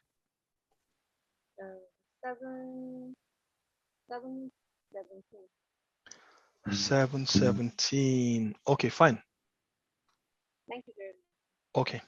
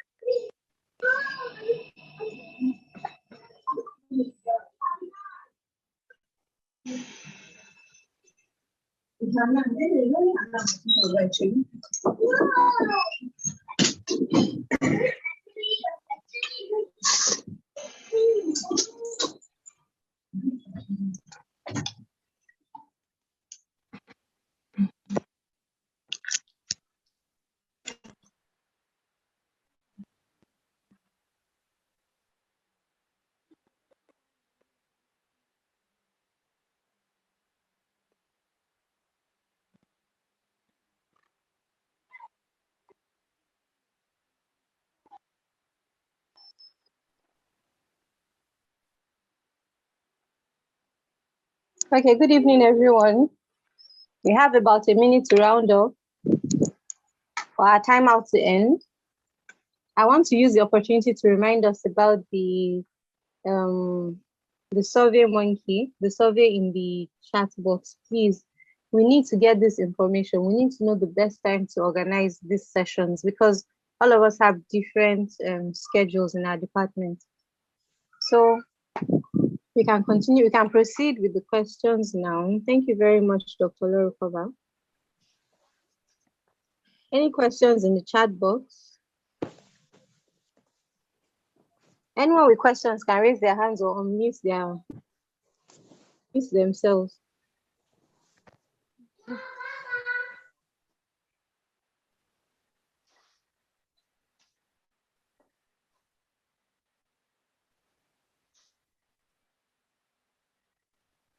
Does anyone have any questions? So I've succeeded in confusing everybody. Hey! No, Dr. Sam Oh my Okorafo has God. a question. Oh my God. Dr. Sam Okorafo, no. Dr. Sam Okorafo, please, can you unmute yourself and share your question? Good evening, sir.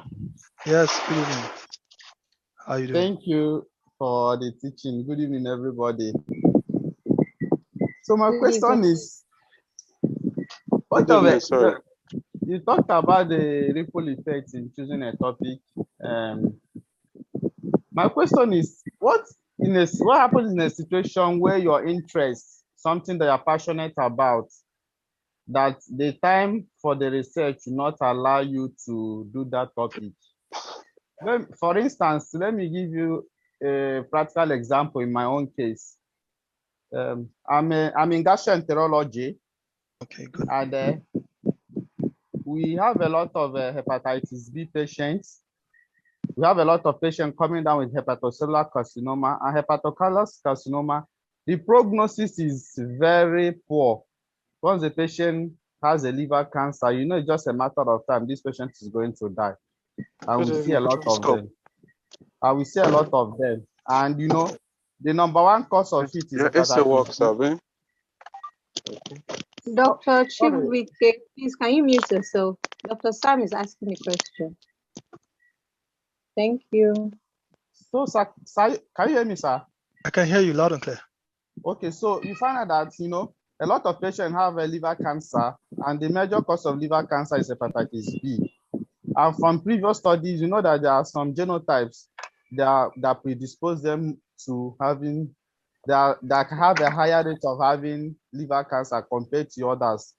And you want to find out, do a study on that because of the rate of cancer, death from it. So you become concerned about it. You want to do something that will help patients. But unfortunately, find out that if you start doing all those things, you need to follow them over, because first of all, you have to screen patients positive for hepatitis B. Then you need to do their genotyping and follow them over for at least a long time, maybe 5 years plus, to know which one are more likely to develop liver cancer. So something that you're interested in to contribute to knowledge and help patients, the timing of research for your residents won't give you enough time to do that. And then the cost implication too is high. So how do you go about when your area of interest is not something that is feasible? Thank you. Okay, Sam, let me just quickly, can you hear me? Yes, you're audible, sir. Okay, awesome. So that's a very, very, very good one. That's like one of the best questions I've heard in a long time. You know, the thing is, that's why if you see the ripple effect that I presented, I started by saying the requirements. If you check out the requirements for the college, one of the first things is for you to do something that that residency period would allow you to do. So because even though you have a lot of interests, you have to, and that's why I said you have to try to make sure your interest lies within what is required of you in the college. I don't know for other universities, like in ABU, they're very, very lenient in ABU. So some people finish residency, even after finishing residency, they finish residency for 2-3 years. Like for me, when I finished residency in 2015, they didn't chase me away up till 2018 or so when I got a permanent employment there. So, but there's some other universities that as soon as your time is up, whether you've done residence, you finished, you've presented, you have submitted proposal or not, they will just give you some weeks notice and they are off. I know a lot of universities that I know a lot of our colleagues that have suffered that fate. So bearing in mind that you have to be time conscious, you should not choose. Nobody can dampen your interest. So if you have interest in doing stuff like that, all well and good. Apply for a grant. Apply for a grant if it's a good topic or it's a good work, and that we don't have that much information about it. That's a recipe for you to get you can get $1 million grant. Do the maths and see. You can get $1 million grant for you to do this work in NHA. Is going to last for 10 years, is a follow-up study and the rest like that. But when you're talking about cancers are things that are rare. They're not things that you see. So if you're doing something about cancers, most likely you have to look at the kind of study design that you use, right? So if you are studying something that is a rare occurrence, not something that is very common that you see all the time, and something that takes long to occur. You can follow somebody up for 20 years and he has hepatitis B, and you know the pathophysiology of hepatitis B. Some people even just recover and then the whole thing just goes away. So you follow somebody up for 10, 20 years and it doesn't come up with anything, no sign and symptoms. You continue checking up the profile, the entire the liver profile and the whole hepatitis B, surface antigen, E antigen, all those things, and nothing comes up, So that's expensive and the rest. So you have to try to strike a balance. And that's why I was talking about you trying to look at the requirements and try to fit your interest into those requirements. So now there are so many other ways. If you're interested in hepatitis B and you're interested in how it relates to genotype and the rest like that, the first thing you will need to do is when you check the literature and you see what has been published about, you may decide to go and do a systematic review based on people that have done so many other studies, maybe 10, 20 studies on hepatitis B and genotype. And then you write it and you publish it. Is your interest. But your interest should not supersede what is the requirement of the residency. Part of the requirements of residency, nobody's going to approve for you to follow up patients for 5 years. In fact, they won't approve for you to follow up patients for 3 years or 4 years. By the time it goes to the proposal stage, they'll send it back. Except if you have a strong way of giving them some conviction, they'll send it back. So you ask a very good question, but please also always make sure that whatever you are selecting, nobody's stopping you from doing your interest, but your interest, your topmost interest must not, and that's why I also said in the ripple effect, you have to evaluate. Your topmost interest must not necessarily be the one that you will do. And so maybe you have 3 of them. If the topmost one is not feasible, not as feasible as the rest, then you might want to pick up the other. So it's a balancing act. You have to make sure you balance. But if you are interested in something, go ahead to do it, but you mustn't do it as a part 2 thesis. Remember, the part 2 dissertation is to teach you how to do research, and so that you be grounded in research. And at the same time, you also having things that you can publish after the part 2. And remember, it's not for you to do something that is entirely novel, because if you do something that is entirely novel, you will not be able to write anything in your chapter 2. You will not be able to write anything in your chapter 3.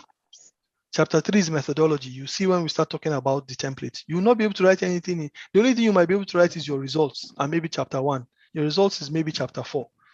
But by the time you go to discussion, you can't discuss anything, because you can't even see other studies to compare it with, since it's novel. Nobody has really done it before, or people have done it, have not gotten results. So Oga Sam, I hope this answers your question. Yes, it does. As a follow-up question, is the situation like this? Okay, yeah. So can you now do something maybe with the same sample, then we'll do one aspect of it for dissertation, then after that you follow up your study from the same thing? Yes, that's very brilliant. It's very brilliant, but don't put it as part of your methodology. So like for a lot of our residents, I have a resident that she collected data. The data she collected is enough to write 10 papers. But so the questionnaire has multiple other options, other aspects that we're able to collect that data from the same persons, and after she has presented her work at the college, those other things are not part of what she puts as her methods and the rest of that.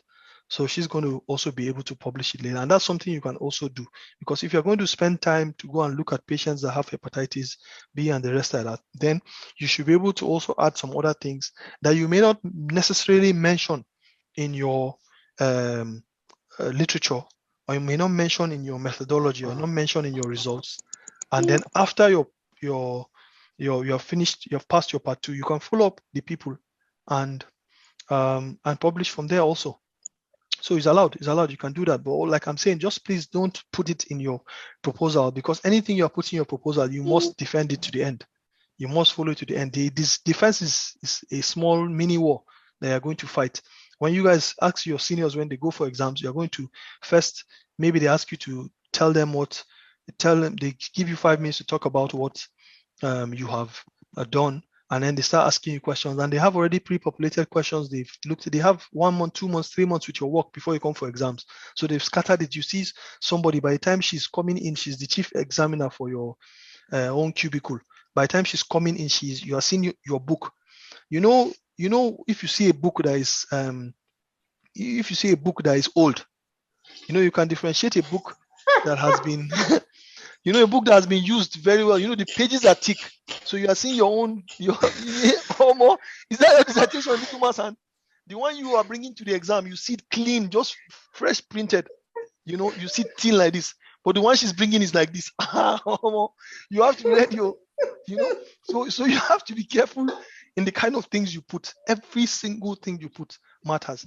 One thing I didn't mention is also, which hopefully when we come to discuss, we'll also mention, is some of the tools that you use will help you, because even the English, the grammar I have one of our residents, the guy suffered when he went to Ibadan for West Africa. He suffered seriously. The first 10 minutes was about how he never went to primary school, because if he went to primary school, he should have been able to write these things correctly. And some of the times that those people say some of these things, the insult is usually not even only on the student. They are indirectly trying to abuse your supervisor. And your supervisor did not look at the work and all those kind of stuff like that. So in order to avoid things like that, you have to make sure what you are writing is precise. Make sure you are doing something very precise, and you have to cover for every aspect. Now, remember I was talking about your title. By the time you do your title, your topic, and you are going to convert your topic to after going through the literature and the rest, you have some questions in your mind. You have a problem that you want to solve. So you convert it into a question that the solution of that, the answer to that question should, to an extent, give us a direction about the problem that you have seen. So even when you get those questions, you are going to convert those questions into objectives. And that's what will be your objectives in your chapter 1. That's the objectives that you'll be working on. So from the moment in which you state those objectives in your work, every single thing that you'll be doing will be based on those objectives. Every single question they'll be asking you in exams will be based on those objectives. Every single thing you'll be writing in your literature review will be based on those objectives. Every single result you'll be writing will be based on those objectives. Every single discussion you'll be doing will be based on those objectives. You will be asked based on those objectives, because those objectives are supposed to help you to answer the research question, and your research question links directly to your topic. Okay, so you have to be careful with what you put in. I have somebody that she put in some extra stuff, but she wasn't planning to present that for the exam. But by the time she made a mistake and she submitted it with her proposal, maybe she submitted the wrong stuff. I know now there's a very high tendency of you submitting wrong stuff, because of, I think most of the submissions are now online. So you can submit a wrong file, and then it's one of the files where you have those extra stuff, and then they approve it. And it's difficult for you to do, at least at this point in time. It might be a problem. So you have to create that balance. I hope this helps. Yes, it does. Thank you, sir. Awesome. Thank you very much, sir. So Dr. Ozo Chibike raised his hands. Okay, go ahead. Please, can you go ahead? Chief, thank you so much. I don't think I'll have dinner again after this. Really? Why? You're sad or you're happy? No, very wonderful, sir. Very, very wonderful. Sir, please, one of the questions I wanted to ask, Sammy had already taken that. And then please, I wanted you to help us shed more light when we are searching for maybe articles on the internet. You talked about right places to search for you mentioned the places, the ones that end in edu and all that. I didn't really quite get there very well, sir. Okay, so if you are searching the internet, for example, you are searching, you go online and you're searching a particular website. You know, the internet is made up of websites, right? And you have search engines that take you to those websites, right? So let's say you're searching for something in online, and then you open up a particular website. And when you open that website, you will see something that ends in that. Let me just give me a second. Let me do the WHO. And you see, let me see if I can share my screen again. This time, what am I doing? Okay, so can you see my screen?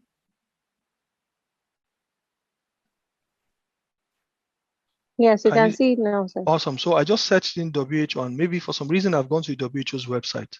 Look at what it ends in, INT. That's an internationally reputable organization. So you can, I'm going to show you how to do searches such that it comes up in only this kind of websites when you search, even when you search on Google or Google Scholar. Let's check our Federal Ministry of Health and see what they have. FMOH, Nigeria. So look at the Federal Ministry of Health. You can see that it belongs to a government organization, .gov. Can you see? So you expect that everything you see here, very important reports, solid stuff. It's not going to be rubbish. No matter how bad our government is, they're not going to put rubbish here. So when you're looking for the newsletter for the National Malaria Elimination Program, you're going to see it here, right? But it's different from if you had gone to any website and you get to the website and it's .com, Asman Air, for example, .com. You know, those ones, you cannot verify what is coming off of those websites. You cannot verify what you are seeing. All right. So that's that for, sorry. That's so what I mean is that when you are now searching, you know, sorry.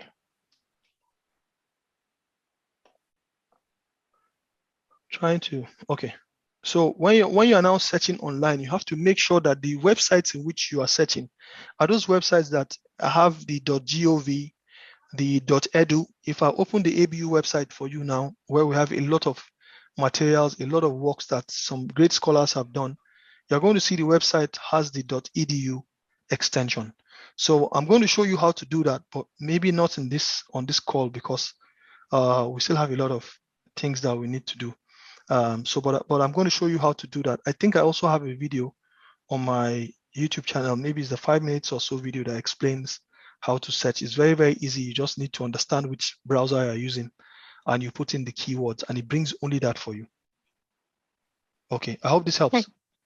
Yeah, so much, sir. Thank you very much. Thank you very much. So we also have a username, radiotherapy and oncology. Can you share your question, please? I hope it's not the HOD. I hope it's not the HOD of radio oncology. No, my friend. I don't think so. Please introduce yourself. I mistakenly used the departmental Zoom account to log in instead of my personal one. My name is Dr. Mariam Abdullah. I'm a senior registrar in the Department of Radiotherapy and Oncology.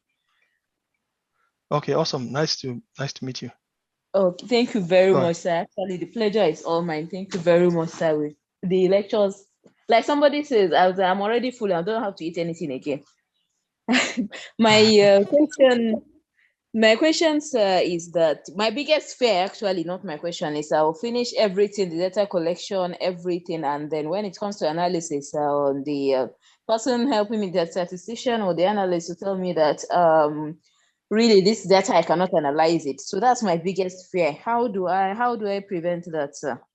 Okay, this is a very, very valid one. I really love this question, maybe because I have seen a lot of situations like that, and so it's something that is dear to me. So the thing is, first of all, as medical people, I'm sorry to say this. Sometimes people say I'm too forward, and then I say a lot of stuff, and that's why sometimes I don't like to be on camera too much. As in, I can be on camera, but I don't like to be recorded so much, because there was something I was doing with even the Federation of African Medical Students. You know, they usually invite me from Egypt, from many of all those places.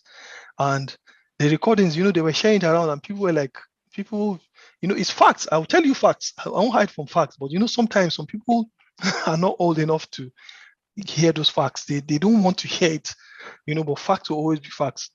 Medical personnel are endangered species. We're endangered everywhere we go. And number one, we're fighting among ourselves. Number two, there are some things that we are supposed to do ourselves. We're allowing other people to do for us. And so they are going to use that to abuse us and use that to say a lot of things about us. And some of these people that we give some of these things, they go out to be boasting that medical people don't know anything. Now, I don't see how you can go through medical school for 6 years anywhere in Nigeria. One of the worst, if you want to punish somebody, send him to any medical school in Nigeria, even if it's a private medical school. You know, the height of frustration, right? So if you have gone through that kind of frustration, I tell people anywhere I go in the world, there's nothing that you can do for me again that will scare me. If you say exam, let's do it now. Because the worst that will happen is that I'll fail. Do you know how many exams I did in medical school? Do you know how many exams I did? How many oral exams I did? I'm never afraid to say anything in front of anybody. The worst, look, I've gone for an oral exam, and when I went for the oral exam, the examiner, I hope he doesn't watch this video. The guy saw me, you know, and I was scared. You know, I think it was pediatrics or so, all of these professors. So I entered. I was the last person to enter the oral. It was oral, and it was a final exam. As I just entered, the guy asked me some questions. Oh God, why will you ask me this kind of questions? Of all the questions that you can ask, you know, the first question he asked, I didn't know, I was blank. And I think it was stress of the exam. I've been doing exams for days. So by the time he asked me, I said, sir, I don't remember. It's long. I read it. I remember I said something as stupid as that. You know, you are naive when you're in medical school. The guy said, what? You are telling me that it's long you read something. Are you not supposed to have read this thing since? The guy chased me out of the exam. He said I should get out. He doesn't want to see me. In fact, he doesn't want to see. He's not sure I can finish medical school. He doesn't want to see me. You know, and I walked out of his office, you know, feeling very sad, you know, going home, maybe crying and calling my mom and calling all those people, you know, that kind of stuff. But funny enough, the exam came out and they said I passed. I don't know what happened there. Maybe they need to check the scripts. What I'm just trying to say is this. Please, as you are now, don't ever make the mistake of giving anybody to analyze data for you. There's nothing in data analysis that you cannot analyze. In the worst case scenario, if you cannot analyze it, look for another medical personnel. Look for another medical doctor that understands the context. All these people that you are giving to analyze data, they don't understand the context. They're giving people rubbish. I have somebody from the National Hospital. I know what I went through with her data before it went. Maybe she's not on this course. She has finished. She has graduated maybe 2 or 3 years ago. I know what I went through with her data. After she had paid tens of thousands to one guy to help her do analysis. But when the supervisor says, look, she was just saying the supervisor is a witch, is wicked, is this. The guy insisted that this is what you need to do. You must do it like this. This is the only way to do it. And that guy said he doesn't know how to do it. So he's sorry, you know, the data that she collected. But that's a lie. What am I trying to say here? Please, Haja Mariam. Yes, sir. There's nothing there with data analysis. There's nothing too spectacular about data analysis. It's just understanding the concept. Once you understand the concept, and there's one thing in medical school that I learned also, that you can never fail in medical school by not knowing the basics. If you see they said somebody failed in medical school, I don't know for you guys, I don't know for you people, your own generation, but at least for our own generation, because I know most of you guys are young, for our own generation, you can never fail. You know, some people are becoming more wicked than normal. You know, the world is changing. But for our own generation, and up till now that I'm still lecturing as a university lecturer, no student can fail because he never knew one highfalutin stuff. You can't come for a clinical exam and because you ask somebody one highfalutin stuff, then you had to read before you came for the exam. You know, some of our examiners, they read before they come for exams and come and start trying to put you in trouble again. The person, just read before he came for exam and he's trying to come and form stuff on your head. You know? So nobody can fail. Nobody should fail because of highfalutin stuff. Most people fail because of basics. Just basic. By the time they ask you, any good examiner, by the time he asks you high falutin stuff, he sees you doesn't know. He wanted you to shine. He sees you doesn't know, he'll just come down. When he comes down to your level again, he sees you still don't know. He will now come down to the basics. What is incidence or what is prevalence? Something as cheap as that's medical student stuff, and you still don't know. Or more is veto. They have to veto you on that kind of situation now. So when it comes to analysis of your thesis, I've not seen any thesis. I've seen, believe me, I've seen close to 1,000 different dissertations. I've not seen anyone that individual, if the person wants to learn how to do analysis, the person will be able to do it easily, very easily. So the first thing I want to say to you, sorry, I'm answering your question. I'm going the long way to answer your question because I want this to affect everybody. The first thing I'll say to you is please and please and please and please make sure by the time you are setting your topic or the topic that you have, the kind of analysis, the methodology, make sure it's something that is not too highfalutin, and then it's something that you can do. You can learn how to do this. Once you get the correct source of knowledge, you learn how to do it, and you mustn't even know how to do it now. But you can, when you it's like coding.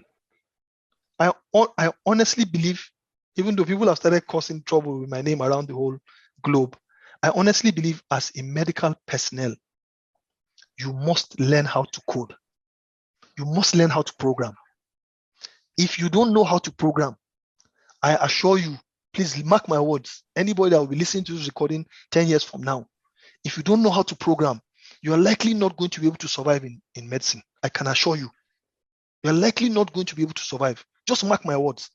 It's very difficult. Program is not something that is easy, but you have to learn how to program. That's the only language that computers understand, at least for now. Right? And everything is becoming computer. AI is taking over everything. AI is taking over medicine. Medicine is one of the last few places that AI, and by the time AI takes over medicine, is with extreme prejudice.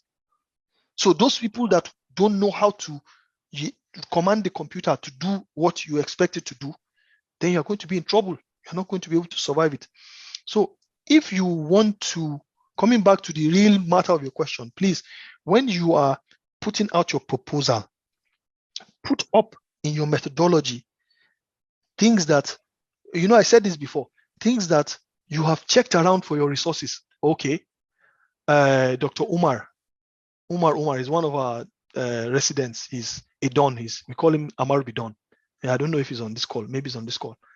You check and say, Dr. Umar, come, can you please, this analysis, is it feasible? He says yes. This other one is qualitative data analysis. Not very many people can do QDA, qualitative data analysis. But you said you want to do a mixed method study. You don't know how to do it. You think it's going to be difficult for you to learn how to do it. And you have not gotten resources who can do it. And then when you go for exams now, they say, why didn't you use a software? Why didn't you use Atlas TI to analyze this? And they say, come back next year. You know how these exams are very expensive now. And you start looking for, they had to, my HOD had to in the exam hall a few years ago, had to put it on speakerphone. Because one lady was saying there's one thing that is impossible to be analyzed, and she was lying there.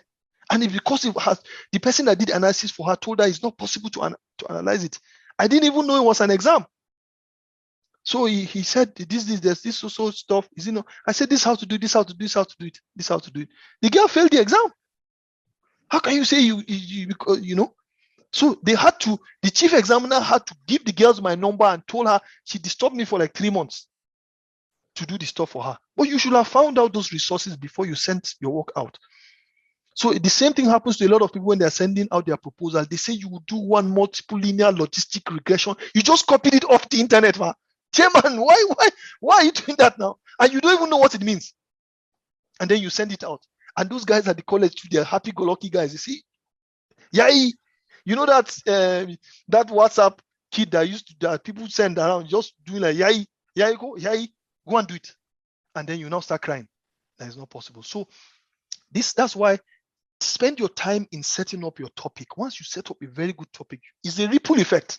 It's going to be following you till the end. But if you don't do that thing correctly, you start getting stuck. A lot of people get stuck with sample size. sample size determination. But you decided to do this work. Did they force you? Did your supervisor twist you? Did the college twist you? No. But you are now saying, excuse me, sir. Wallahi, I checked all over the whole literature and I didn't see.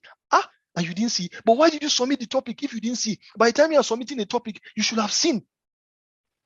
Why did you waste your supervisor's time?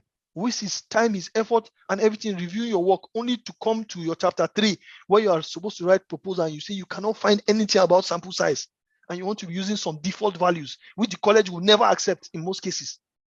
Then you now become in between the devil and the deep blue sea. You become very, very sad. You start becoming frustrated. Already there's burnout. Then depression comes in, And if you are a family person again, so many other things start coming in. And then they say doctors are just doing this, they are suicidal, they are this, they are that. There are so many things to consider. And on top of it, there are so many things in which you need to use your brain to do, not some of all these manual things. So don't put yourself in a situation where they now tell you that this thing cannot be done with it. For instance, if you say you're going to do regression and you carry your proposal and you give it to Dr. Omar, he's here on the call, and you give it to him to look at, and then he sees your sample size and you say your sample size is 350. Which regression do you want to do with 350, for God's sake? Even though you have done the sample size calculation correctly and you have a correct sample size, but because you said you want to do regression, normal understanding that we understand with data would make you to know that by the time you want to do regression, a sample size of 300 is just not good enough. You have issues because you are going to the third level of analysis. It's not that it's not doable. It's doable. You do it. You get some very funny negative results and the rest of that, which is still interpretable. But it's not. Why did you do that in the first place? That's a justification for you to say you calculated your sample size 350, but because in my analysis I'm going to do linear regression, and linear regression will require me to have this and this and this and this. So I'm jacking up the sample size to 450 or to 500. Okay. So Haja Mariam, I hope this answers your question, but please, everything has to do with still what we're talking about. By the time in which you are putting up your topic, put it in a good light, go through the ripple effect, and by the time you use that ripple effect, you're not going to have any problems down the line. But a lot of people don't go through the work, the rigors of getting a topic. Once you push out the topic, and then most likely they'll say you should do it.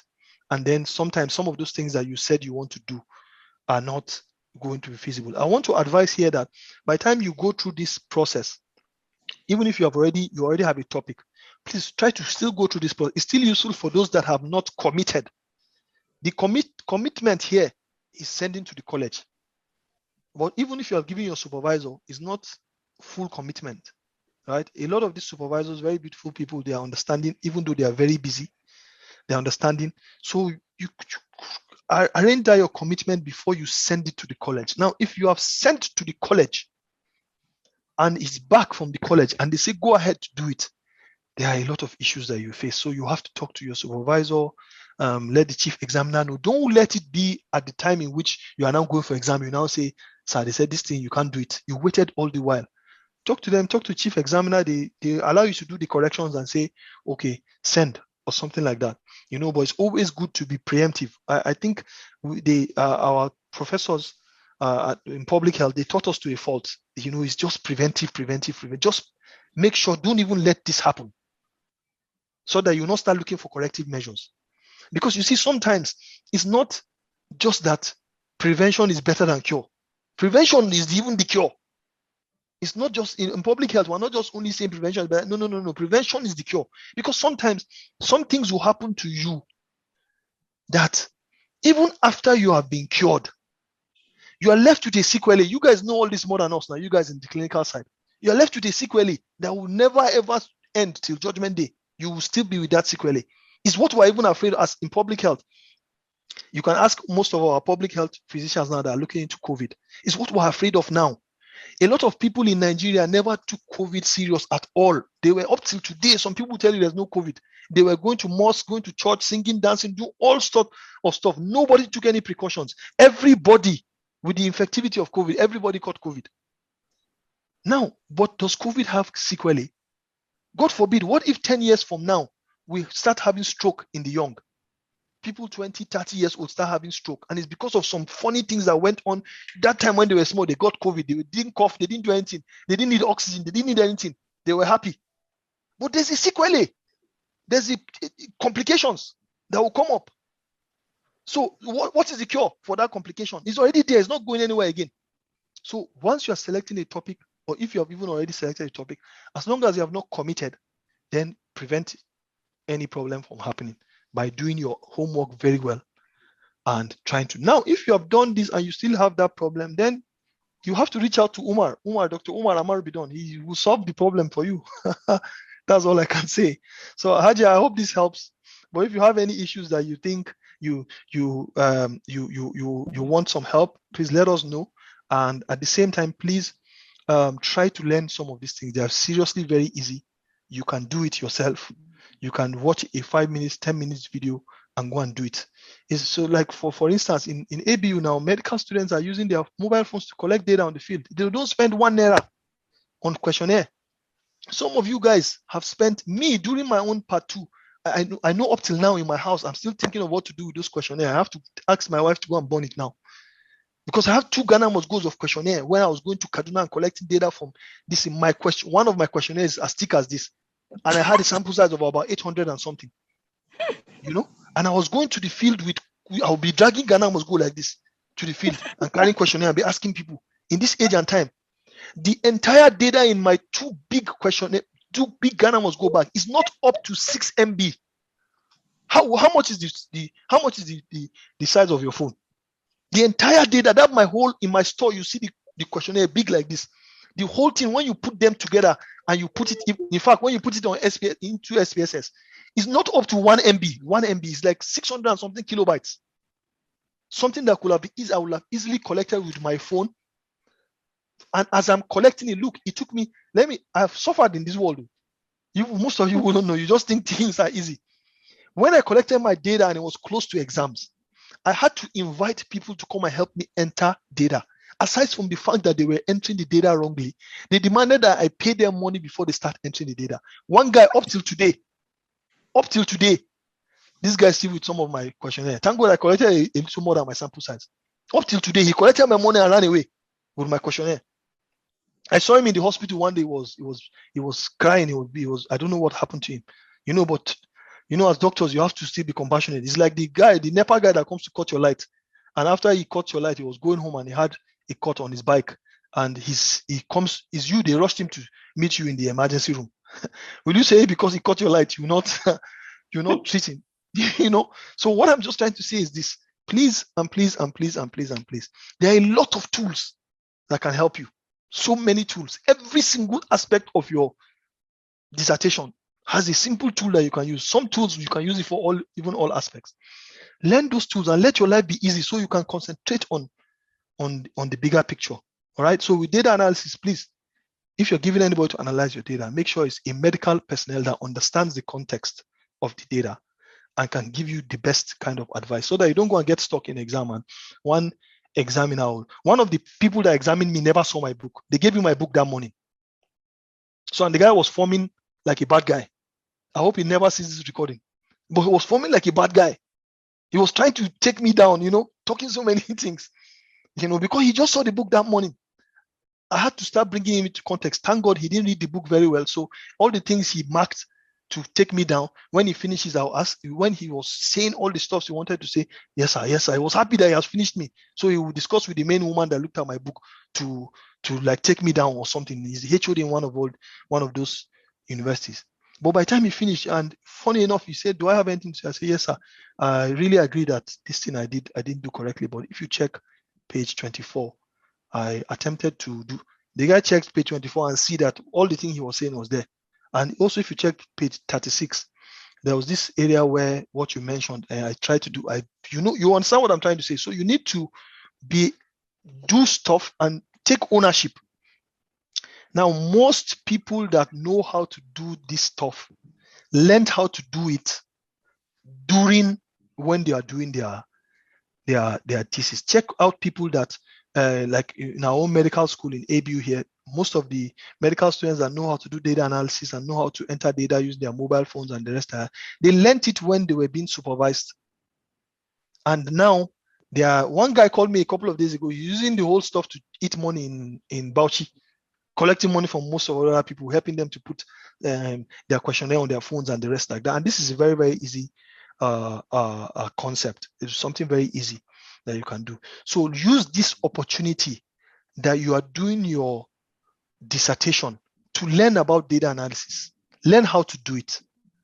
Because by the time in which you finish, you'll be faced with something similar to do, and that's when you show your prowess. So most people learn from the dissertation. That's why I like to see as many dissertations as possible, no matter how difficult it is, because I learn from it. And so the next time you accidentally show me something like that, it's just like a program. You learn from the information that's been fed to you, and the next time you see something like that, you're able to snap and do it. So please learn how to do data analysis. The very difficult ones that you think you will not be able to know, that is trying to touch some very sensitive areas, you look for doctors that will understand the context, because data is not, you never analyze data out of context. There's the context in which the data was collected. You never analyze it out of context.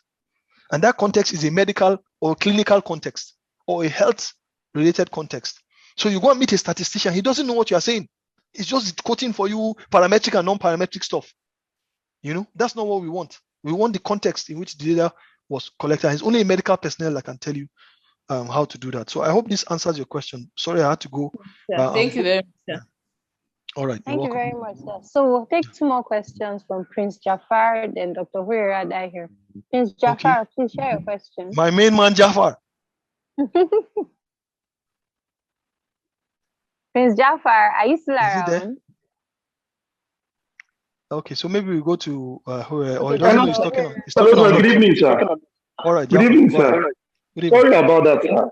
Yes, sir. Okay. Thank you so much for this simpleting presentation. I'm so much learned from it. So I have some comments and also a question. All right. The first is that for most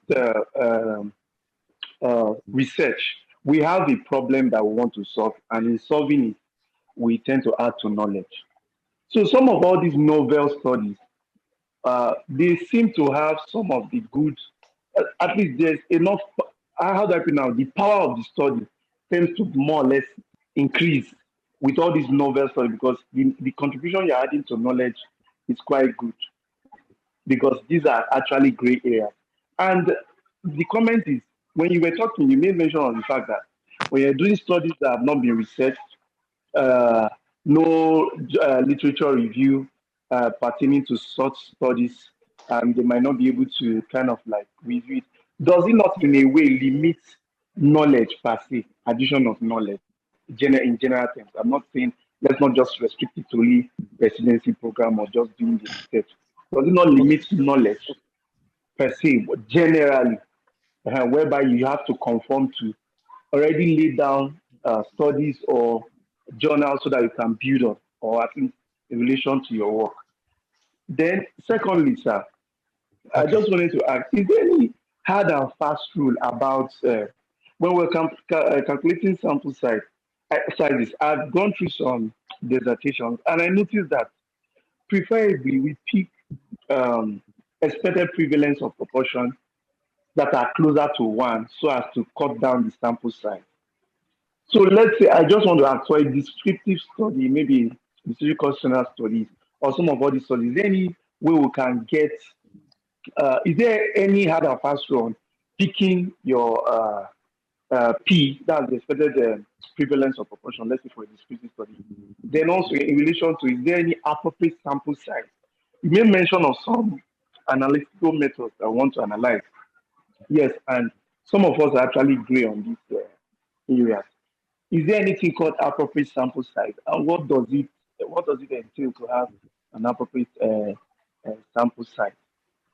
Then lastly, sir, I just wanted to ask for similar to that first one, where you have maybe when you talk about these factors for health insurance and the rest, in trying to get how do I put it now? The risk factor are stated as in pulling it down to, let's say, Nigeria from something that's been happening outside. Now, we have different sample populations. So in that kind of situation, it might mean that we don't have prevalence values around our own population. Because I was meant to understand that you do not just take prevalence value just like that. You actually will look at, most especially from the clinical aspect, the sample populations, if they are the same. If you're talking about Blacks, if you're talking about Nigerians, if you're talking about West Africans and North Africans, that you have to take studies, okay, or previous studies, or while you are doing your literature review, that are similar. From there, you pick your spotted prevalence so that you'll be able to calculate your sample size. So if you are doing something that maybe can be quite helpful in adding knowledge, and it's a different sample population, I was told you can put your P as 0.5. I don't know. I don't know. That's why I just want to. I'm very keen on that. If you can answer that for me too, I'll be very grateful, sir. Thank you, sir. Okay, Jafar. Very nice questions here. A couple of them are related to sample size determination, while others have to do with the hard and fast rule about. So you might have to remind me about some of them, because I was trying to take notes, but I didn't. But let me start from behind. I'll start from the front and then come behind. One single thing I want to say about the entire thing with research is, you see this book that I'm holding? I went to get this book. You might not be able to see it properly, but you see this book? It's like a dissertation, right? Can you see this book? Yes, sir. Yes, sir. It has, can you see the white? You can see the white parts, right? Yes, sir. And Yes, then sir. you can see these these two black things that you are seeing. What are they? Yeah, the Okay. cover Yeah, the pages. Hardcover, ba? Yes, sir. Yes, sir. Anytime in which you are doing anything in this world, are you listening to me? Yes, Anytime you sir. are doing anything in this world and they say bind it in hardcover like that, they are not expecting you to do anything novel. They are saying between one cover and the other cover, just do what we ask you to do. If you do anything other than that, you have yourself to blame. Let me say this in another way. In the residency training program, it is RTP, they call it RTP, is a training program. It's not a research program. It's not a program where you come and do a stellar research that you get a Nobel Prize with. No. That's not what it's meant for. If it were meant for that, then we will not have all these restrictions and all these requirements. And remember, that's the first point I said. Check the requirements of the RTP from the colleges. Now, there was a time I went to, I can't remember which country was that. Was it Austria or so? I was in a conference, a very beautiful conference. There's this tall guy. I remember the guy very well, because I hate to see people that are taller than me. I'm a little tall, but once I see somebody taller than me, I feel threatened, man. Why are you taller than me? For some reason, you know? So there was this tall guy came out, he was presenting. This guy was moving stuff, like bad stuff, you know? And I also hate to see people moving too much stuff. What are you trying to prove now? You know, so this guy was moving stuff. And usually when I'm not in the country, yeah, I'm a troubleshooter, but when I'm not in the country, I respect myself very well. I respect myself so much. So when you see people in conferences, they'll be carrying their phone. They want to show everybody that they have phone. Some people will be using iPad and be snapping the slides, you know, be snapping slides. So I used to think in my mind, what's wrong with this person now? What's this guy trying to prove now? Snapping all this slides, showing us your iPhone 13 Pro Max and all this rubbish like that, you know. But do you know when this guy came up and was presenting? I didn't know when I brought out my phone and I was snapping his slides to tell you the kind of stuff that this guy was dropping. This guy was dropping steady stuff, bad stuff, you know. So the guy noticed me actually. I brought out my phone to snap the one dead phone like that, you know, one dead Android phone. We was cheap Android phones. The guy noticed me that I brought out the phone to snap. Well, and the guy said, no, please, people, don't snap this stuff yet. Don't snap this stuff. This stuff is not yet published. Please.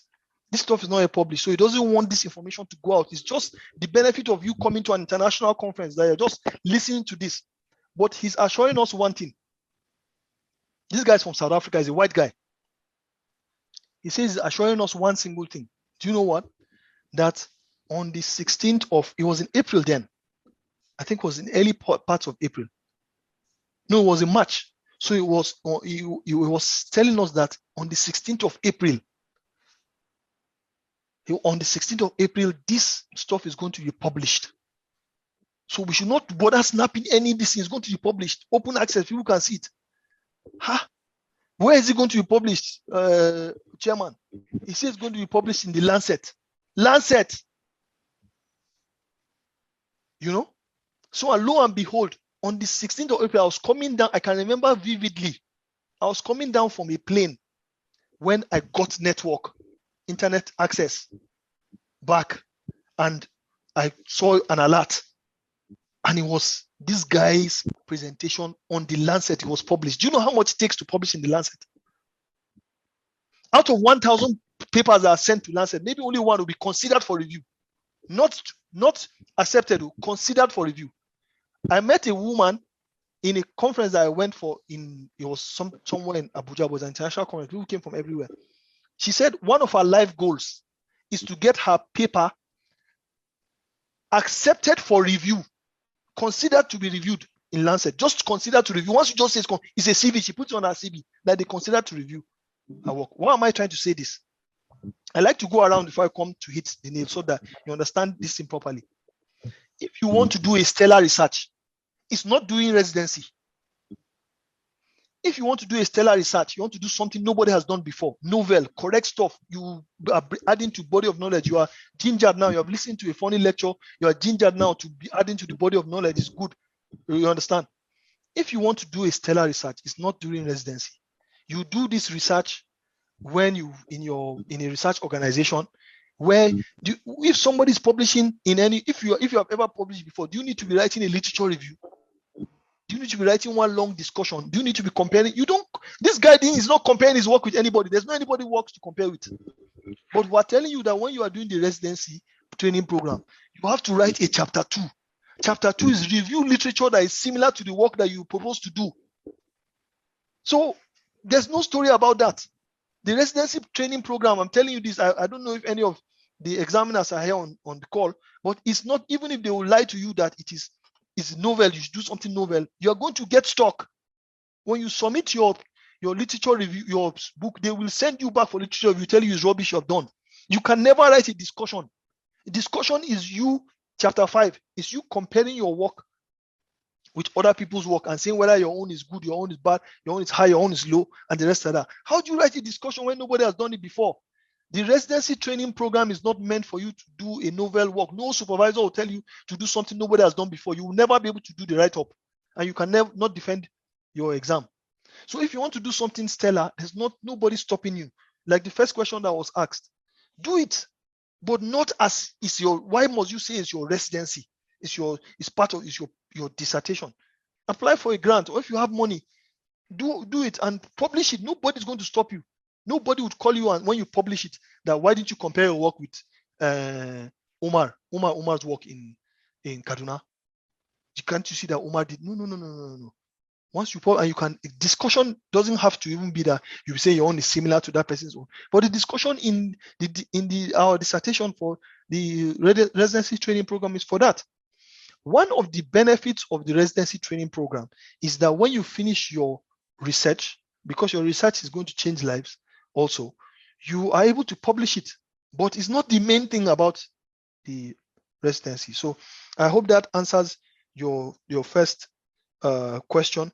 For the other questions that you are saying about sample size, even though this discussion is not about sample size, and I don't want to confuse people, but the thing about sample size is there are 3 things you need to consider before you do any sample size calculation. The most important one, which most people don't even know about, they don't care. They just get any sample size formula. Because the formula has some Greek symbols and the rest of that, they start to get confused. And there's only one formula that all of them know. That's the formula you're talking about. There are like 12 different formulas for calculating sample size. The one you mentioned is the one everybody knows. When you start talking about prevalence, the most important thing in sample size calculation is the outcome that you want to measure. What is your primary outcome variable? So your primary outcome variable can either be a numeric variable or a categorical variable. If your primary outcome variable is a categorical variable, you'll be looking for prevalence in a previous study. Does it make any sense? If your primary outcome variable is a numeric variable, you'll be looking for standard deviation and mean from a previous study. You get what I'm trying to say? So what you're looking for is not only just prevalence. People just think you'll be looking for prevalence in a previous study. No. And that is only if your study is a cross-sectional study. So when you bring those formulas, z squared pq over d squared or z squared theta squared over d squared, those two formulas are for calculating sample size when you have a cross-sectional study and your primary outcome variable is a numeric variable. You do z squared theta squared over d squared. And your primary outcome variable is a categorical variable. You do z squared pq over d squared that most of you guys know. But what happens when you are doing a comparative cross-sectional study? Different formula entirely. What happens when you are doing a case control study? Different formula entirely. What happens when you are doing a cohort study, when your primary outcome variable is a numeric variable? Different formula entirely. What happens when you guys are clinical, and I don't know, for some reason, you guys are not doing anything randomized controlled trials, you're not doing anything close to that because, I don't know, maybe the requirements of your college doesn't allow you to do that. I don't know.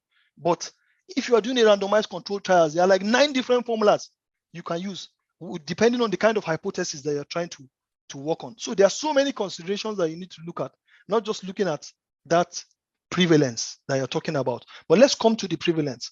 Now, when you use that formula, everything in that formula that you're talking about is a constant. Every single thing in that formula is a constant. Z squared is a constant, depending on your standard normal deviate, right? The d squared that is under, which is your precision, is a constant. You can decide to use whatever you want to use, depending on the sample size that you want to generate.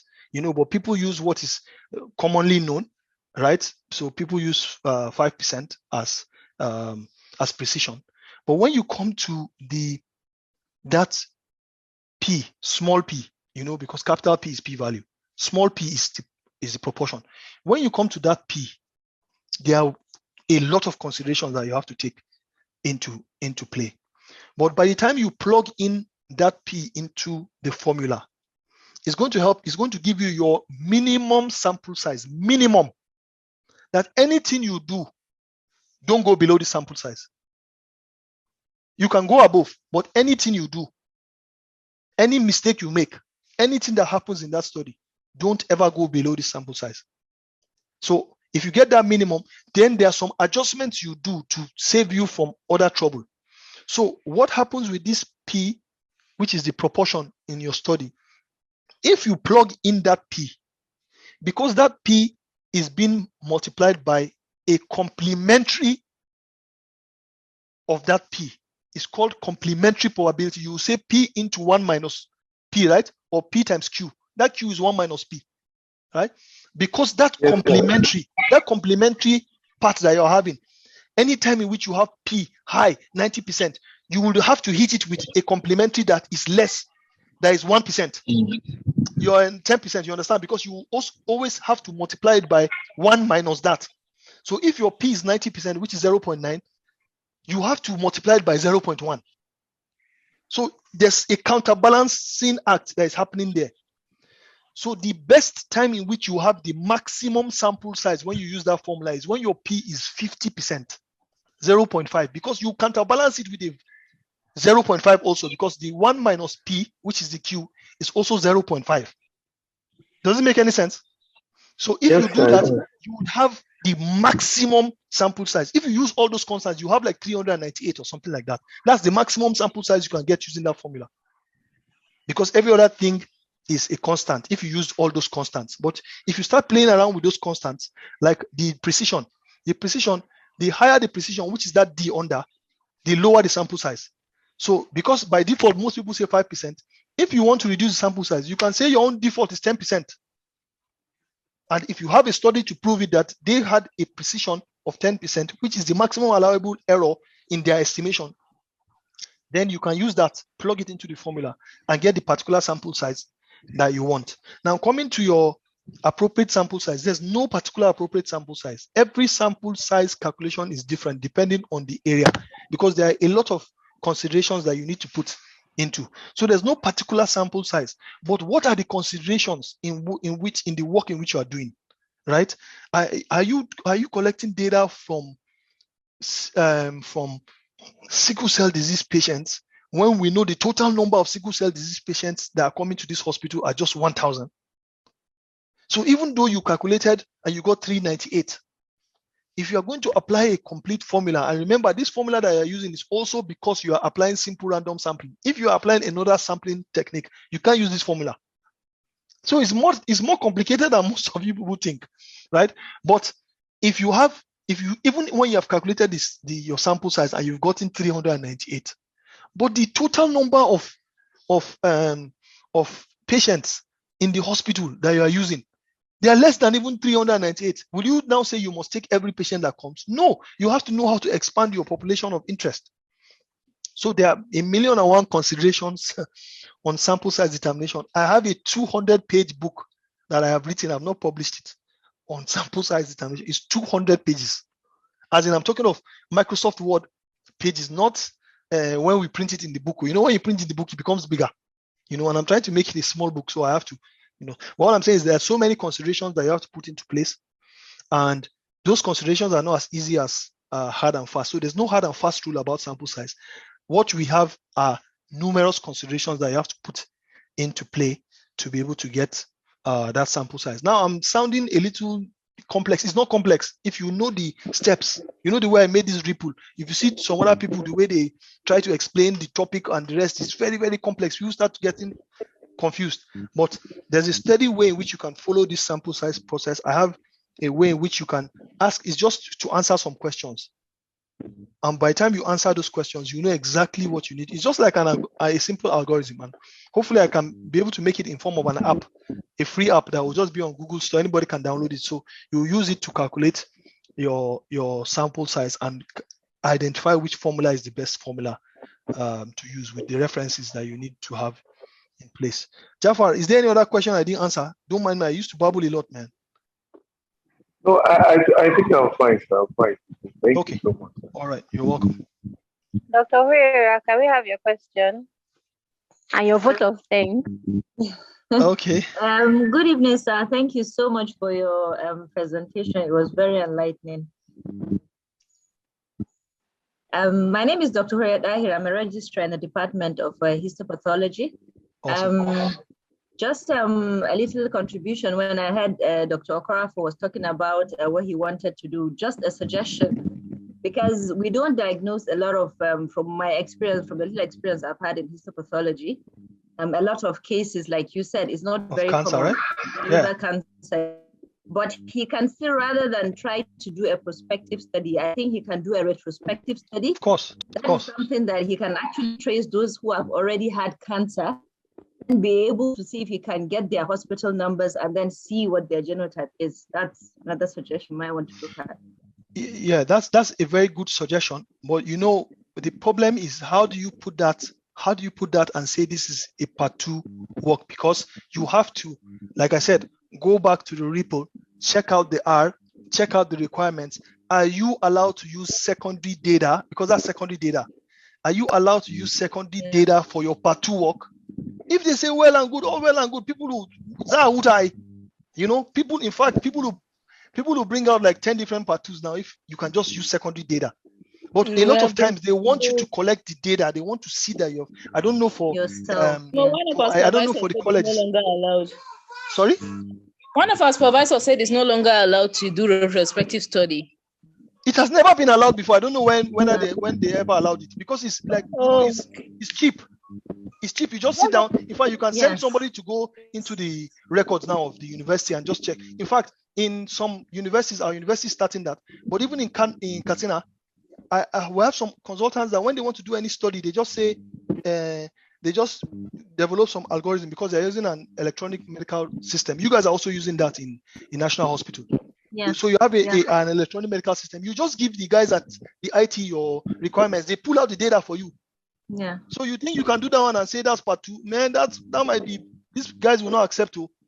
For me, I don't have any problem with it, because if you can bring out insights from this work and come and defend it, because the rate at which we're producing data in the world now is humongous. It's out of this world. We're producing so much data that you don't even need to say you want to even go and collect in some instances. Just use the existing one, because the existing one, we have not even touched it. Nigeria is the worst case scenario. We have existing data that if we work on that data, we can make billions We can change the entire, or you see all these things that you are seeing in all these medical books. Wallahi, we'll change all those things with the kind of data that we have in Nigeria. They have to reckon with our own data. But we have just collected it, billions and billions of petabytes. What are we using it for? Absolutely nothing. And then the college, instead of them to help out, they say you cannot use it for thesis, for dissertation. So it's a balancing act, please. This whole ripple effect I'm talking about, please, is a balancing act. You have to balance between all the requirements. What can you do? What can you not do? And let's always all try not to squeeze everything into our thesis. You can do other research. In fact, if you have a very stellar idea, apply for a grant from CDC, apply for a grant from Emory University. They'll give you money. They'll give you millions. Most of us don't apply. They'll give you millions and you go and do your interest and you do residency by the side. You know, in fact, you part of the money, you tell them you're going to use it to publish some of the stuff. So thank you very much, Huria. That's a good suggestion. But he might not be able to use that for residency. He can use it for his own personal interest, publish it, do all sorts of stuff. It's going to be a very quick way of getting that data. Yes. So we were taught in research methods as well. I love the effect, the acronym you have. I think it's very, very easy to understand and follow up, because the ones we were taught before, the popular SMART acronym, the one that's specific, measurable, achievable, reproducible, and then time specific. But I think I actually prefer the Ripple one because it takes all the other requirements and evaluation and everything into assessment. So thank you very much for that. Awesome. You're welcome. Okay, man. You guys had more than what you bargained for, man. This is how many hours now? Oh my God. 3.5. So Dr. Huria is the secretary of the editorial committee. Okay, and awesome. Give the vote of thanks, sir. All right.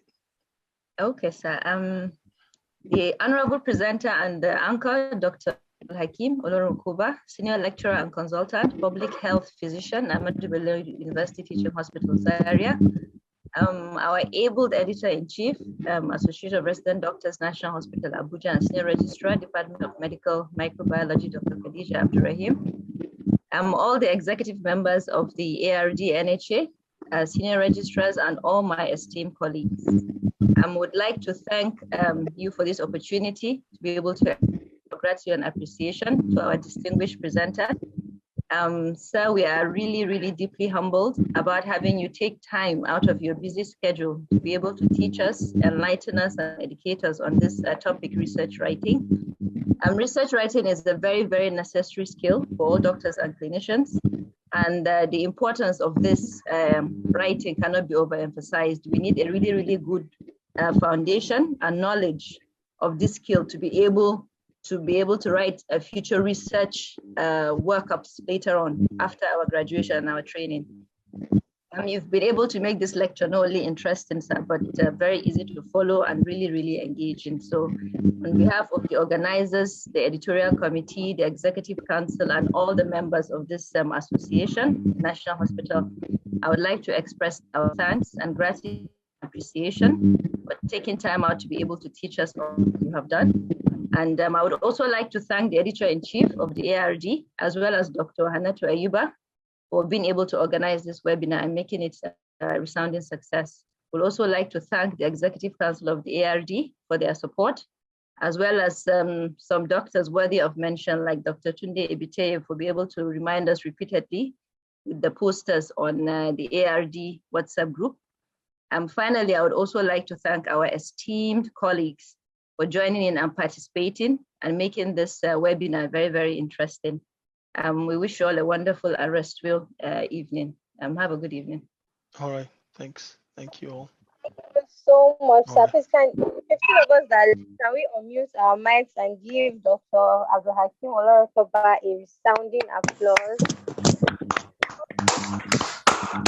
If we may get your phone number, if that's all right. Sorry? Thank you. I appreciate having your contact, sir. Yeah, I think Khadija can give you that. She has my email and my phone number. Thank you so much. Yeah, all right. Okay.